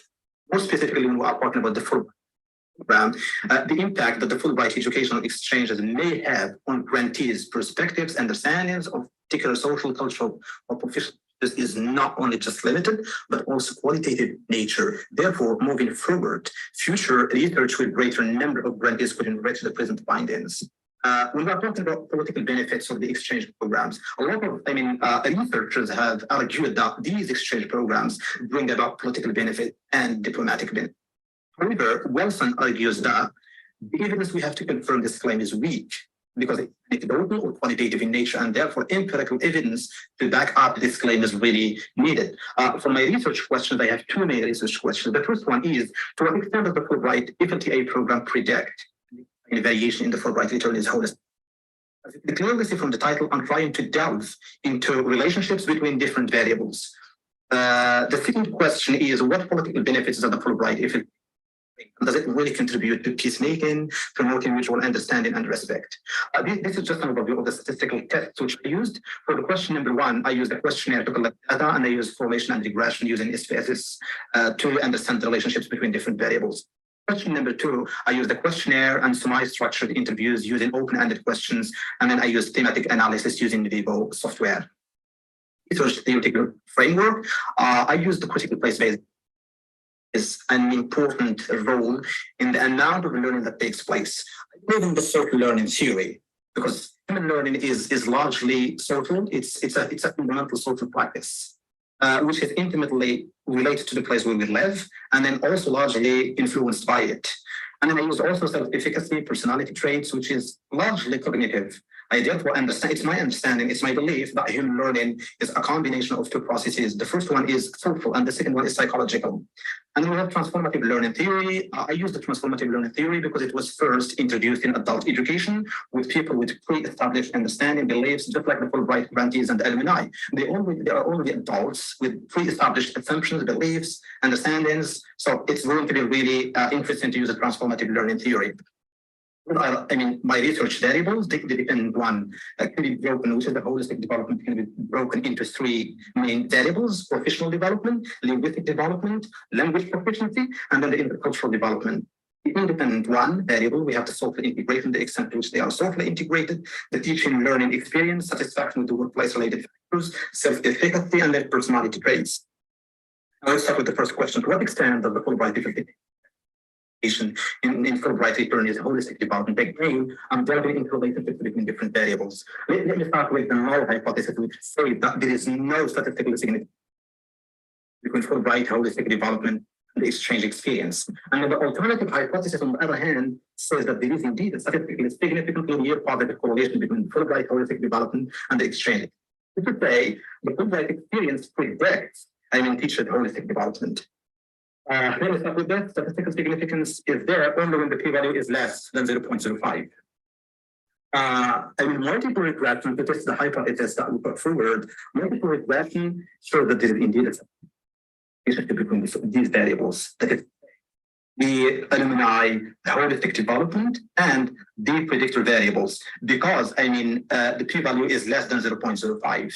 Now let's see how much variation is explained by this model. Okay? If we look at this, the degree of variation in return is holistic development. If we look at the adjusted R square, we can see that 31.2% of the participants' holistic development is explained by this model, right? But the question again, we need to look at the individual variables and see how much each variable explains in teachers' holistic development. Let's look at this one. Look, is the significance here? When it's significant, when it's less than 0.05, then it contributes to, return is holistic development. But if it's more than 0.05, it doesn't contribute anything. Now, let's start with the first variable. Their satisfaction with the workplace-related. Look at the p-value, it's more than 0.05. It doesn't contribute anything in the holistic. Anything applies to, self-efficacy level. The p-value is more than 0.05. However, the graph is taken apart. If we look at the significance of the p-value, it's less than 0.05. Therefore, we can safely argue that the classes taken and taught contribute and explain variation in their holistic development. If we look at recurrent social integration, it doesn't really explain anything when it comes to their holistic development because the p-value is more than 0.05. However, their personality traits explains variation in their holistic development because again, the p-value is less than 0.05. We can read it this way: 1 point of increase in their satisfaction with the classes taken and taught results in 5.24% increase in their holistic development. And 1 point of increase in returnees' personality traits results in 2.03 increase in their holistic development. These are the two main predictor variables of the participants' holistic development. Look at this. So classes taught and taken and then personality traits, these are the two main predictors of their holistic development. One of them is external. It has to do with the classes taken and taught. And one of them is internal because it has to do with their psychology.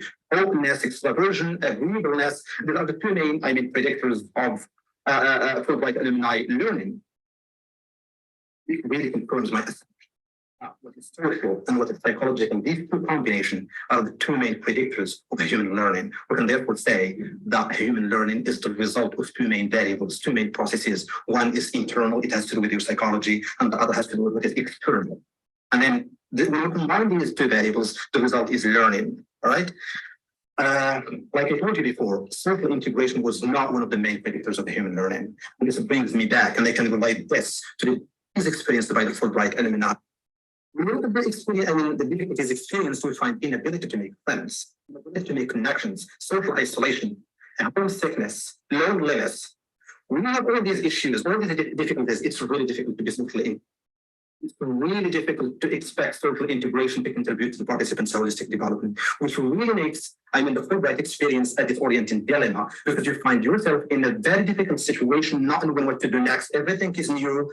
You can't really make new friends. You experience a lot of stress and anxiety, especially at the beginning. Therefore, we can really call, the exchange experience, especially in its initial phase, a disorienting dilemma. And also, I can talk here about intensity factors, which argue that cultural immersion or cultural isolation play an important and significant role in our social integration and the amount we learn. In other words, if you are culturally immersed in the culture, you learn a lot. But if you are culturally isolated, you really don't learn a lot. So these intensity factors are important, okay? Which results again in the avoidance behavior. When you're not making a lot of friends, when you cannot make connections, when you're alone, when you're socially isolated, you tend to exhibit and show avoidance behavior. Again, when we are talking about Fulbright exchange experience at a disorienting dilemma, this reminds me of the stress adaptation growth model. We start with being, finding yourself in a disorienting dilemma, not knowing what to do, experiencing a lot of stress, loneliness, isolation. The next stage is critical reflection, is when you start reflecting critically about everything. Last phase is when you are integrating, adapting to the new situations. All right, this is the different stages of the transformative learning theory. Now let's delve into relationships between the classes taught and then returnees' holistic development using, relation. We can clearly see here that there is a statistically significant correlation between classes taught and taken and returnees' holistic development. To the extent that, 50% of their holistic development is explained by variable. Then the strength of association between these two variables is explained and shown by the scatter plot. And if we look at the regression line, it's from down to top, which means that it's a positive correlation. As you say, when their satisfaction with the classes taken and taught goes up, if it goes up, automatically their holistic development also goes up. It's a positive correlation and linear regression. Okay. Let's also look at the relationship between their personality traits and their holistic development. Personality traits, what I mean here, is the big 5 dimensions: extroversion, openness, agreeableness, etc., etc. Again, there is a positive linear correlation between the two variables to the extent that 25% of their holistic development is explained by in the participants' personality traits, and also the strength of association is explained by the scatter plot. The regression line is from down to top, up, which means that it's a positive correlation. If it goes up, also holistic development goes up, and therefore the rejected null. But let's say the null hypothesis says that there is no statistically significant linear correlation between the Fulbright experience and the participants' development. But the findings we have had so far indicate that there is indeed a statistically significant. Therefore, with complete confidence, reject the null hypothesis. Let's look at which one is enhanced more. Is it the intercultural competence? Is it the linguistic development? Is it the professional development by the Fulbright experience? These variables indicate that intercultural competence is enhanced first, more as a result of being culturally immersed in the United States and the social and cultural, context in the United States, followed by the linguistic development, and the last one is the professional development, which really makes sense. But the intercultural is more enhanced because it's, you are immersed in the social, context with a lot of people. It's really normal. The thing is what political benefit think, because it can be peacemaking, promoting mutual understanding. And this section is driven by the assumption that the Fulbright exchange programs have both political intent and effort. The exchange programs aiming at making the participants develop positive attitudes about the country or ideally fall in love with it. Why? Because generating positive attitudes is crucially important for the country, as the participants are viewed as the means that will form and shape foreign nationals' views of the host country. That is to say, Fulbright alumni should develop positive attitudes so that they can spread these positive attitudes. That's why they should really develop positive attitudes so that they can spread them next. It is really shown. Participant satisfaction with the exchange experience, more than 46% of the really satisfied with it. Really satisfied, and a very small proportion of just 4%, completely dissatisfied. Okay, which is also shown by the word cloud generated by their description of the Fulbright experience. They believed that it's enriching. The Fulbright experience is enriching. It's changing. It's challenging. Yes, it's transformative. It's unforgettable. It's necessary. It's comfortable. Insightful. It's impressive. All these adjectives indicate that they really have wonderful attitudes towards the okay. Importantly, exchange programs and scholarships tend to go to impressionable young students, and teachers and scholars who might one day go to socially influential positions. So that by the effects of the exchange, which is really shown by the returnees age category. A large proportion, more than 50% of the participants belong to the age category between 22 and 33, very young. It's within the realm of possibility that they will go to a socially influential position in the future and will spread the values of the program. Also look at this, the returnees' future academic and professional directions. More than 40% will pursue a further academic.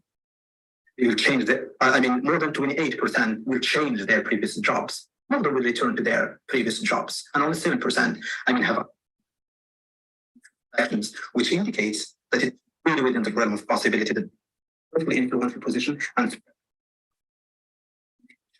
right. Priority is also given to those who demonstrate leadership skills and who seem likely to prove influential in the future, and who are likely to go to influence along after they have passed with the program, which means they will go to socially influential positions, spread the values, shape the attitudes of people in a way that serves the host country. Okay. And this is explained by the number of participants who are willing to share the values of the program. More than 96% of them willing to share what they have learned during the exchange experience. This again brings this opinion leader model. The opinion leader model is someone who plays the role of an interculturally, competent mediator who is going to spread the values of the program. With shaping the attitudes of people. But which ones? Who are these people? It can be family, it can be co-workers, it can be others, anyone, which means the opinion leader model indicates that those alumni, Fulbright alumni, once they go back home, they're going to shape the attitudes of people in a way that serves, the exchange, or the host country. More practically, if we look at this attitude change, how can we make, there are different ways in which we can really make a difference, in which Fulbright alumni can bring about benefits. One of them is attitude change. What does it mean? Is when you change the attitudes of your co-nationals, of your friends, colleagues, students, everyone surrounding you once you go back home, and in a way that makes them love and fall in love with the host country. It's like making them win friends, new allies. That attitude change. You change the attitudes of people in a positive way that serves the host country. If we look at this, I will or have already spread my changed attitudes among my co-national students and colleagues. A lot of them strongly agree or agreed that they did that or will do that. I will or have already shaped the attitudes of the public up in return. A large proportion agreed or strongly agreed that they will do that. I will have already promoted mutual understanding between the two countries. A large proportion of the participants agreed or strongly agreed that they will do that. I will have already played the role of an intercultural mediator between the host and the local country. A large proportion of them strongly agreed. More importantly, look at this one. I will have already shared positive things about the United States when it comes to education, culture, and social life. A large proportion said yes. When you share any positive attitude, it's like making people fall in love with the country, even if they have never been there. Okay, that attitude change. Last one, I would have already eradicated misconceptions, false assumptions about the US among my social circles and co-nationals. So a lot of people strongly, agree, which means that they are contributing largely and immensely to attitude change and the formation of the, co-national attitudes. General remarks, exchange participants have some influence on the people in the society from which they shape, their attitudes of the host country in ways that serve the sponsor advantages and benefits. They spread their changed attitudes and the values which makes the target population by the prosperity, values, and openness of the host country. They want to follow and be part of it. And finally, they play the role of interculturally competent mediators and eradicate any misconception about the host country. Thank you so much.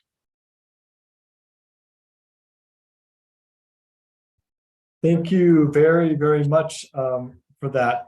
I was following along and I was thinking at NAFSA this year, I was overseeing or working together to do the posters for the international education research. And the poster that won was investigating the Matthew effect amongst Fulbright US student program grantees. And so that specific paper was looking at how people have a certain amount of prior skills and so on that get them into Fulbright, and how that continues in their career afterwards. I was just seeing if it's possible for me to share this with people overall. I'm not sure. With NAFSA, sometimes it's hard to share everything with everybody. Give me 1 second. I'm just going to see if I can save this as a PDF and share it on the group, because it was relevant to what you were saying. Give me 1 second. Okay, I'm just bringing it up. I'm going to put it onto the group because it's kind of interesting. I got it. I can share a file here. I might get lucky. My computer. Yes. Okay, there you go. All right. So this is just a poster from NAFSA that related to your topic about Fulbright a little bit. And it was, again, this was the winner of the NAFSA International Education Research poster for this year. So kind of interesting. Great. Well, we have had a nice set of several presentations. Sumnath, which was, I think, an interesting quantitative study looking at the intersection of, kind of macroeconomic, social economic development and international education. So there's many interesting things to discuss there. My question again is, how those two variables are interrelated, and, can a university maybe predictably really lean into its internationalization strategy as a way of promoting a social and economic change? So that's my question. And then Aisha had a great panel about intercultural development and the other factors, and she already has a few questions here that she's responding to, and then the presentation we just saw. So maybe can we open it up to questions? People feel free to jump in and ask a question just speaking, or to write your question into the chat. And I see already a couple of questions for Aisha from Rashid. Do you think international education can be a suitable remedy to political and social marginalization? To what extent can IE lead to some local or global issues as brain drain? Let's see. Yeah, here's another one from Miriam Noor. How can international higher education programs help students develop a global mindset and a sense of global interconnectedness? Yes. Great. If anybody has other questions, please just say them or type into the chat or raise your hand. Aisha, do you want to go ahead and answer these questions that were addressed to you? Yeah, absolutely. Can I maybe ask Rawa if she's here? It would be lovely to hear her input. Rawa, are you there? Yes, I'm here. Can you hear me, guys? Hey, yeah, we can hear. Okay, perfect. I know the questions were addressed to Aisha, but I will take the initiative to answer them myself. So for the first question, do you think that international education can be a suitable remedy to political and social marginalization? I think that international higher education makes that marginalization known because people can experience it at a first hand. And then once that veil is dropped, it makes it easier to address all these issues of subjugation and discrimination, racism, xenophobia, and doing so while being mindful and tactful in order to ensure smooth problem solving. Because you've seen what people are dealing with, and now you know that in order to solve those issues and those problems, you have to keep in mind that these are real people and that's real life. It's not just something to put on an academic paper. For the second question, to what extent can international education lead to some local and global issues such as brain drain? I think it might lead to brain drain as long as the mother countries of these international students do not take into consideration the added value of these students and do not implement changes that can make the training and lived experiences of these students needed and appreciated. Once these international students see that in their host country, their situation is way better, of course, most of them would refuse to go back, would refuse to, it will feel like they are stepping back, stepping away from all the improvement and the changes and the development they have faced, both as people and as researchers or scholars. Aisha, do I continue or do you want to take Mariam Noor's question? Yeah, please go ahead. I love what I'm hearing, so. Okay, thank you so much.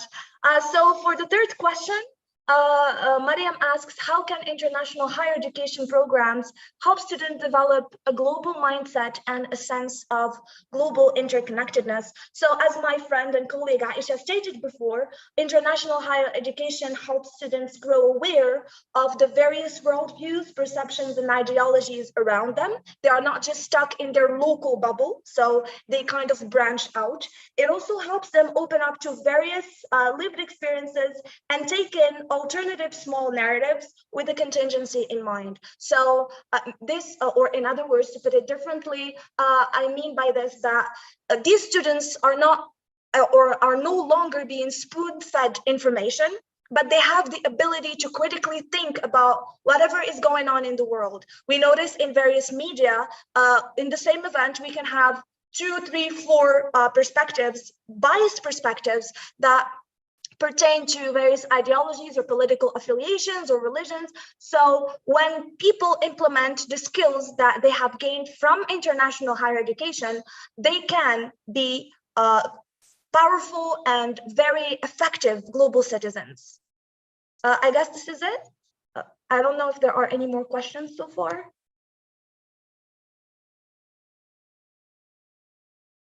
Okay, so that's it. The rest is just emails. I saw some other messages. I thought those were questions. So thank you so much. And I apologize for being a little bit late and having my friend do all of the presentation. I came here a little bit late, so I apologize for that. I hope that answering the questions will kind of make up for that. So thank you so much. Well, thank you very much. Aisha, did you want to add anything or is that enough? Yeah, I feel like spoke about everything, so it's great. But again, Somnath, if they have any follow-up questions, they can just put them in the comment section. Or, sure. Yeah. Somnath, if you can speak, I'd just love to hear your reflections on this kind of bigger question of that interplay between the internationalization of higher education and social and economic development. Like they obviously are interrelated. They develop from each other, but you were sort of saying like the social economic development happens and then internationalization happens. I think that's the way your study was structured. Yes. But I'd just love to hear your broader reflections on this topic. Yes, sir. Yes, sir. Internationalization of higher education depends on socio-economic globalization, that is social globalization as well as economic globalization. And basically, economic globalization is based on the resource mobilization. Resource mobilization hence means the quality human resources mobilized from one country to another country. That is the talented human beings. Is the skilled and talented human beings from one university to another university or from one country to another country. Then it have effect on internationalization of globalization. Internationalization of higher education. That is the economic globalization. Economic globalization have impact on internationalization of higher education. And because economic globalization influences the resource mobilization process. Resource means, hence I try to indicate the resource means the human resources, quality human resources. On in another side, the social globalization also influences. The social globalization also have a positive impact on internationalization of higher education, because social globalization means the open the barrier of a nation, that is the enhancement of social media as well as the internet connection from from one nation to another nation, and or connected by the connected at a glance and the globe through the internet. Social globalization, the pillar of social globalization is the social media as well as the internet connectivity. Film from movement from one country to another country, cultural transformation from one country to another country. These are also under social globalization. So this social globalization also influences the internationalization of higher education. And because the film or the internet transmit the knowledge from one nation to another nation, and it is the pillar of internationalization of higher education. And in this way, we can say that the economic and social globalization and influences the internationalization of globalization. Internationalization of higher education. Sure. Thank you so much, Samath. I appreciate that. And again, I appreciate amongst the papers that we've had, I think yours stands out as one that drew on a wide, big quantitative data set. And not to say that approach is better than the others that are here, but just that it's helpful and that it gave us a little bit more, let's say, methodological diversity in our conference. So thank you for that. Good. Other questions for either Samnath or Aisha? I don't know if anybody is here who could respond to the Fulbright speaker. I don't see any new questions here yet. Good. Well, with that in mind, I think we can sort of move to maybe wrapping up. We've had now 2 solid days of a number of interesting panels. And Aisha, I guess I'll say a couple of things, and Aisha, I think you can wrap up, and then we can move to Aisha thought, and I thought it would be good to show the talk that Darla Dierdorf gave as kind of a closing remark. And so people will be invited to, Aisha can say a few things, or I'm going to say a few things, Aisha, and then she'll put on the video, and then we'll call it a conference. And this has been an excellent, what I have to say is just, I think this has been an excellent initiative, and I can't thank enough Aisha and her whole team for proposing the idea. It was really fun to work with her on it, and putting on these conferences, even ones that are maybe more modest in scope, still takes a lot of energy. And just getting all of the abstracts and presentations, and I have to say that she and her team did an amazing job of getting everything organized. And I thank all of the presenters for their time and patience, and especially more than just the presenting. I really thank you for the work you're doing. At Ahouain, we're a pretty internationalized university, but I'm working on all the things that you all said. things that you're all working on, like the experience of sub-Saharan migrants is an issue at AUI. How are Americans enjoying their time learning Arabic? It's an issue. How are we assessing global competence among our students? That's something we're working on. The study abroad impact people's global competence? All of these things, and then even the question that like Samet has, is what AUI or other universities are doing to internationalize our system. Is that having an impact on the overall development of Morocco as a nation? And I feel very, lucky to work in Morocco. I consider myself sort of nus Moroccan because I was in Peace Corps and a lot of things here. And, I really feel happy to work here where we have, I think, a pretty stable situation. We're growing every year, where there are new things happening. The dynamism of the higher education sector is becoming more and more apparent all the time. And it's just a great context to work in. We have so many things that we get to do and so many connections. My job is always interesting with sending students abroad, receiving, working with international faculty, students, staff, everybody to, ensure that people are having a good experience. And again, I go back to what I said before, I try to ensure that people have a place. They can come to AUI or go to places and find themselves, find a place for themselves to feel comfortable and to grow and to learn. Yes, traveling and learning is difficult. It's part of the growth experience. But if it stays within a relatively, safe and comfortable thing, there's a lot of learning that happens if you don't necessarily tip into crisis or so on. So there's a lot of learning to be had, and we deal with a lot of things there. And of course, there's the power aspect. We're all working on ensuring that our institutions represent us, whoever we are.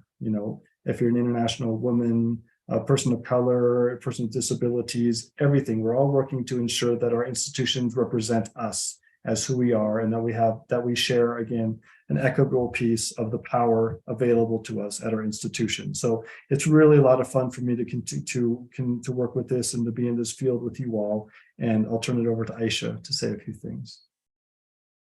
Thank you, appreciate it. I want to echo what Brian said, and I want to thank everybody for taking part in this 2-day conference. It's been great.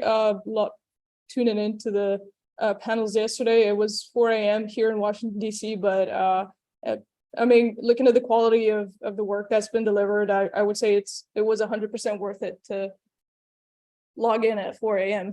So it was not that bad. Again, I want to thank Brian for accepting the work on this project, and also the entire organizing committee, the scientific committee, and of course all the speakers that have taken part.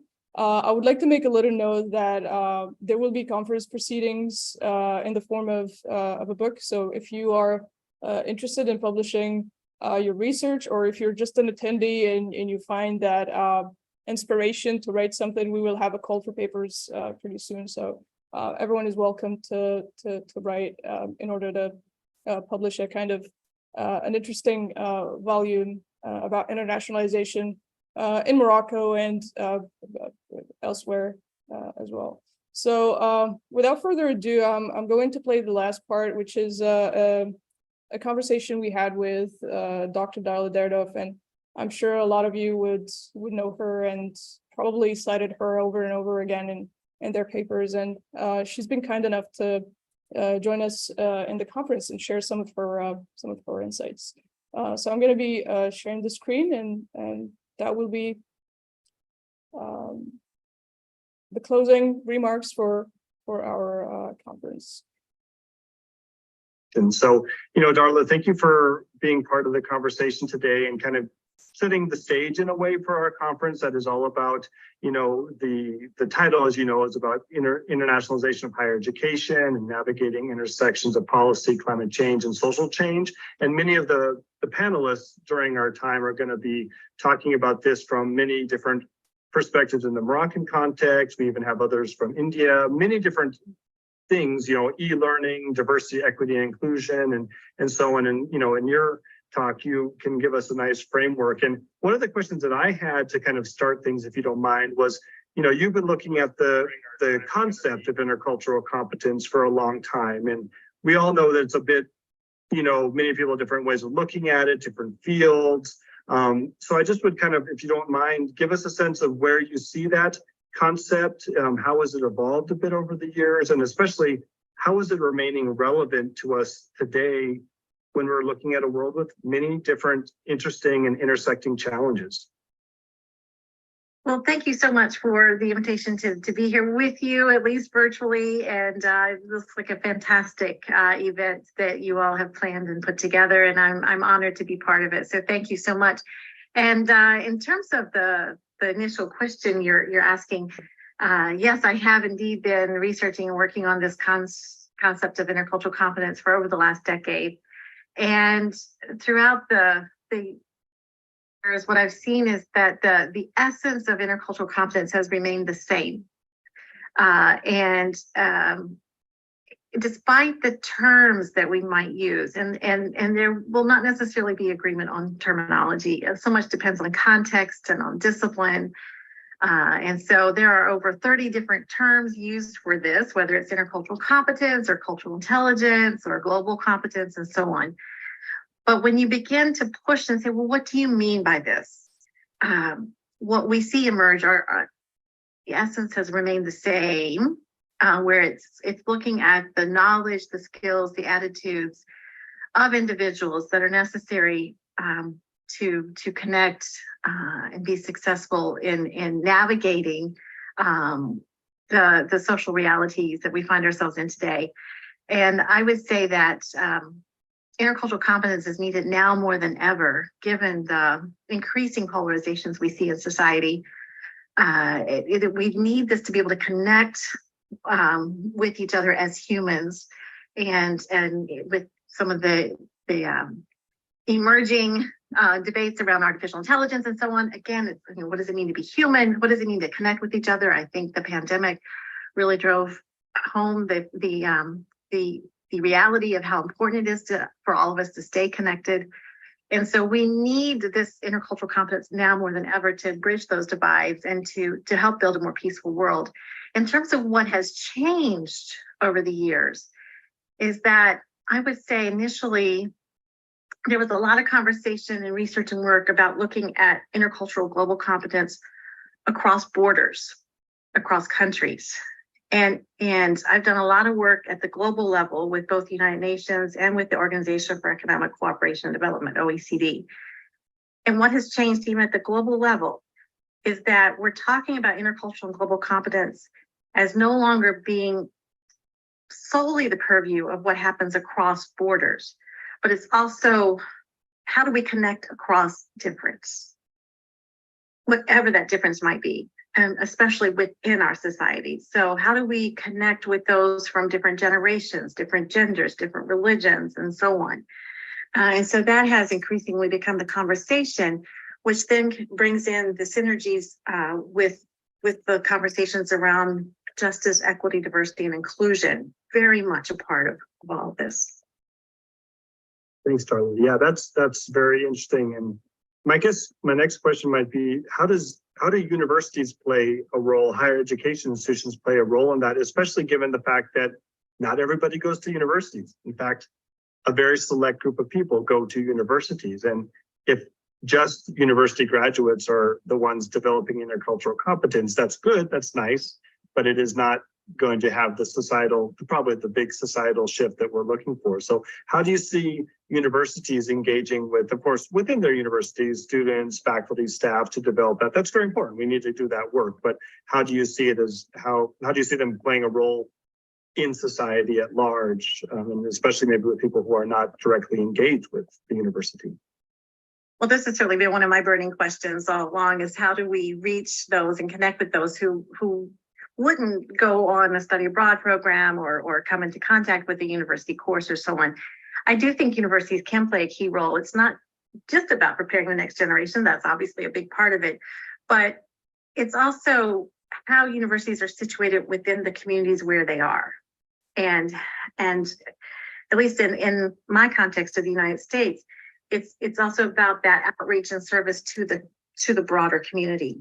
And so to the extent possible, what we're seeing are courses, for example, that involve service learning, of engaging directly with the community, not just staying as an isolated group at a university, but really engaging much more of that outreach is incredibly important in moving forward. And in terms of even within the university, what we're seeing is that students are often further along in their intercultural journeys than the faculty and the professors. And so it's incumbent upon universities to provide that necessary professional development for their professors and faculty, and for faculty and professors to partner with students in this intercultural development. That's really important. And ultimately, what touches all students would be the curriculum. And so intercultural and global competence needs to be intentionally addressed throughout the coursework of many different disciplines, not just the usual suspects of perhaps language, but looking at how do we intentionally include intercultural competence as a learning outcome throughout all of the curriculum. And then also recognize that it's not only what happens in the classroom, but also the learning that happens outside the classroom, which then comes full circle to how are we engaging in the broader community where the institution is located. Thanks. That makes me feel like you almost in a way described a set of, let's say, best practices of universities. I heard you say, it's not just one thing. It's not study abroad. It's not, the service learning program. It's service learning. It's the curriculum. I guess maybe if you wouldn't mind just saying, like, what do you see as sort of like top 5 or things that are really important practices for universities, best practices in a way for universities? You already said several, but if there's anything that you wanted to add, I think it'd be interesting to know. Sure. Well, one specific strategy that universities, some universities are using more is something that I've been working on with the United Nations, with UNESCO, called UNESCO Story Circles, which is a way to integrate international and domestic students, for example, in very meaningful ways. So that's one, and it's an access methodology available in multiple languages. And I love to connect with anyone who wants to hear more about UNESCO Story Circles. We're also seeing curricula that is more problem or project-based learning in its approach is really a good way to, again, bring students together in more meaningful ways, working toward common goal, as opposed to just sitting side by side in a classroom and listening to a lecture and expecting magic to happen. Even with study abroad, making sure that the necessary support is in place around the intercultural learning before, during, and after, as opposed to maybe the more traditional way of just sending students abroad and expecting them to come back interculturally competent, which unfortunately doesn't work that way. So kind of the thread running through what I'm saying is it's important to be intentional in addressing intercultural learning in and out of the classroom in all that we do with an institution. That's really important. And then in the end, increasingly the conversation is coming around to maybe even looking at more of a whole school approach to how do we support intercultural competence development? How do we create a sense of belonging for all within that institution? And looking at it not just at the student level, but at all the different levels within an institution, including at the administrative level with its policies, practices, and within the structures themselves. So I think we need to ask ourselves, what can we do to create a whole school approach to support the development of intercultural and global competence for all? I love you said the intentionality. And I guess my sort of next question is just to push that a little bit by, we're living with issues of climate change and social equity, and nationalism and many like pretty serious threats to like human survival, democracy, and so on. How does that change it a little bit, to have practices that will work on those big issues through maybe the lens of intercultural competence or other related factors? So what we're seeing, at least within the institutions, is an increased focus on sustainable development goals of the United Nations in addressing those grand challenges and using those as a way to move beyond our traditional silos that we may find ourselves in at universities so that we become more interdisciplinary in our approaches, which is really important.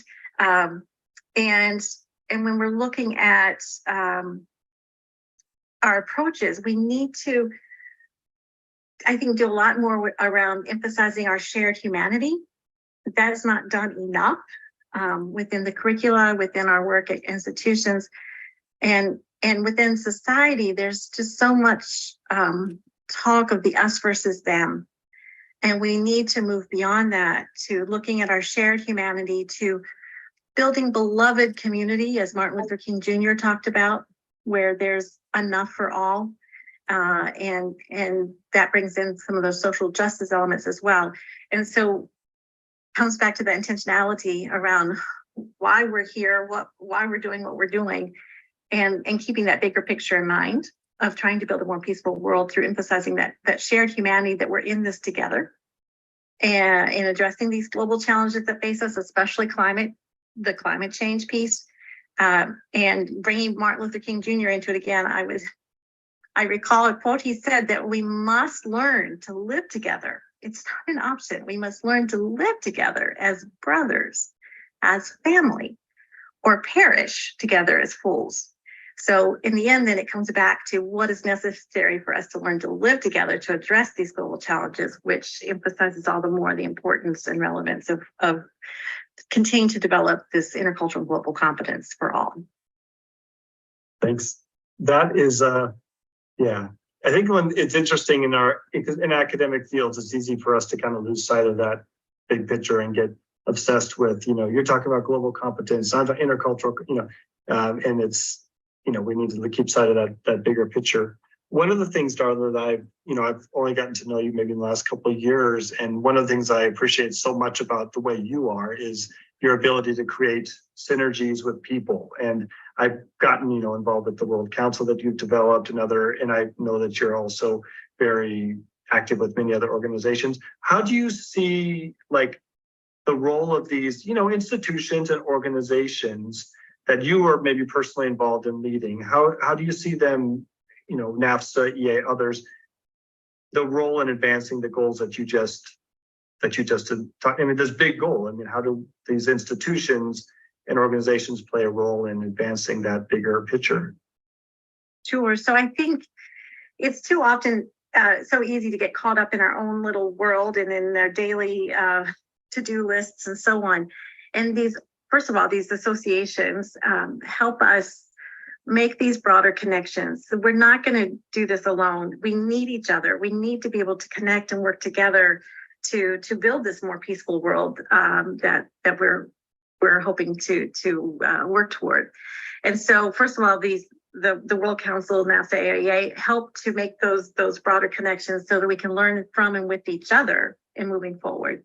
Second, I would say that these associations also provide opportunities. I know, for example, within AIEA, provide those professional development opportunities to support each other as professionals in trying to do this important work. So, for example, AIEA has a week-long leadership academy in which it helps prepare university leaders to go into their institutions and bring about some of these changes through internationalization efforts.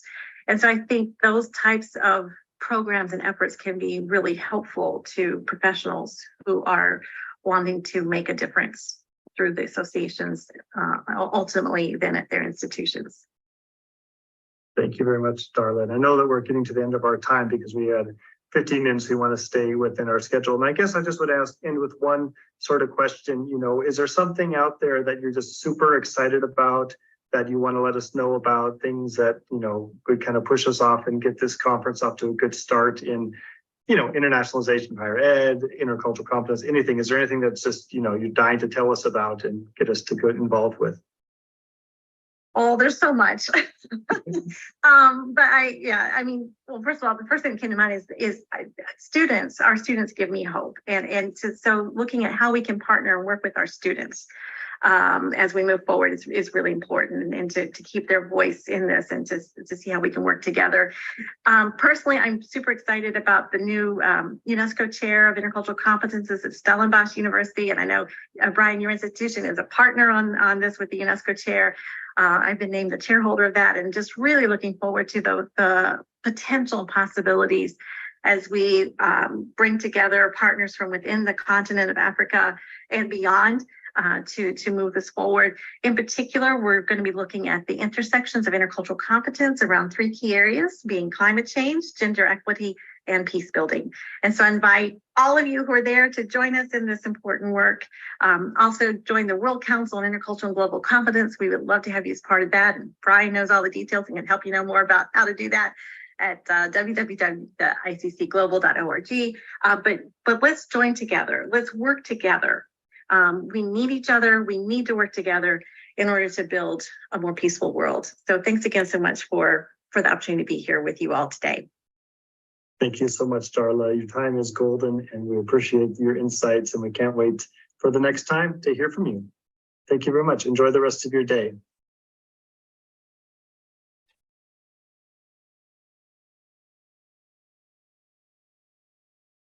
Perfect. Thank you, everybody. I think, Aisha, unless you have anything else to add, I think that's a wrap. Yeah, I guess that's a wrap. I'm not sure if anyone from the committee is still here. I see Fatima Zahra, are you there? Can you hear me? But I just want to say that all the visuals were made by Fatima Zahra. So she's an amazing designer slash graphic slash whatever there should be. She's awesome. So I just want to say that all these visuals were made by her. I want to give her credit. Yeah, cool, awesome. So if anybody would like to jump in, say a few things, other than that, I guess it's a wrap, and we look forward to seeing you on a new edition, probably next year. Brian, why not? Inshallah, why not? Inshallah. And we look forward to receiving your emails, your queries, and also your paper submissions at some point. We would love to create something valuable as we work together on internationalization in the Moroccan context, specifically, and also on the global scale as well. So thank you very much, everyone. I wish you an excellent weekend, and yeah, let's keep in touch. Take care, everybody.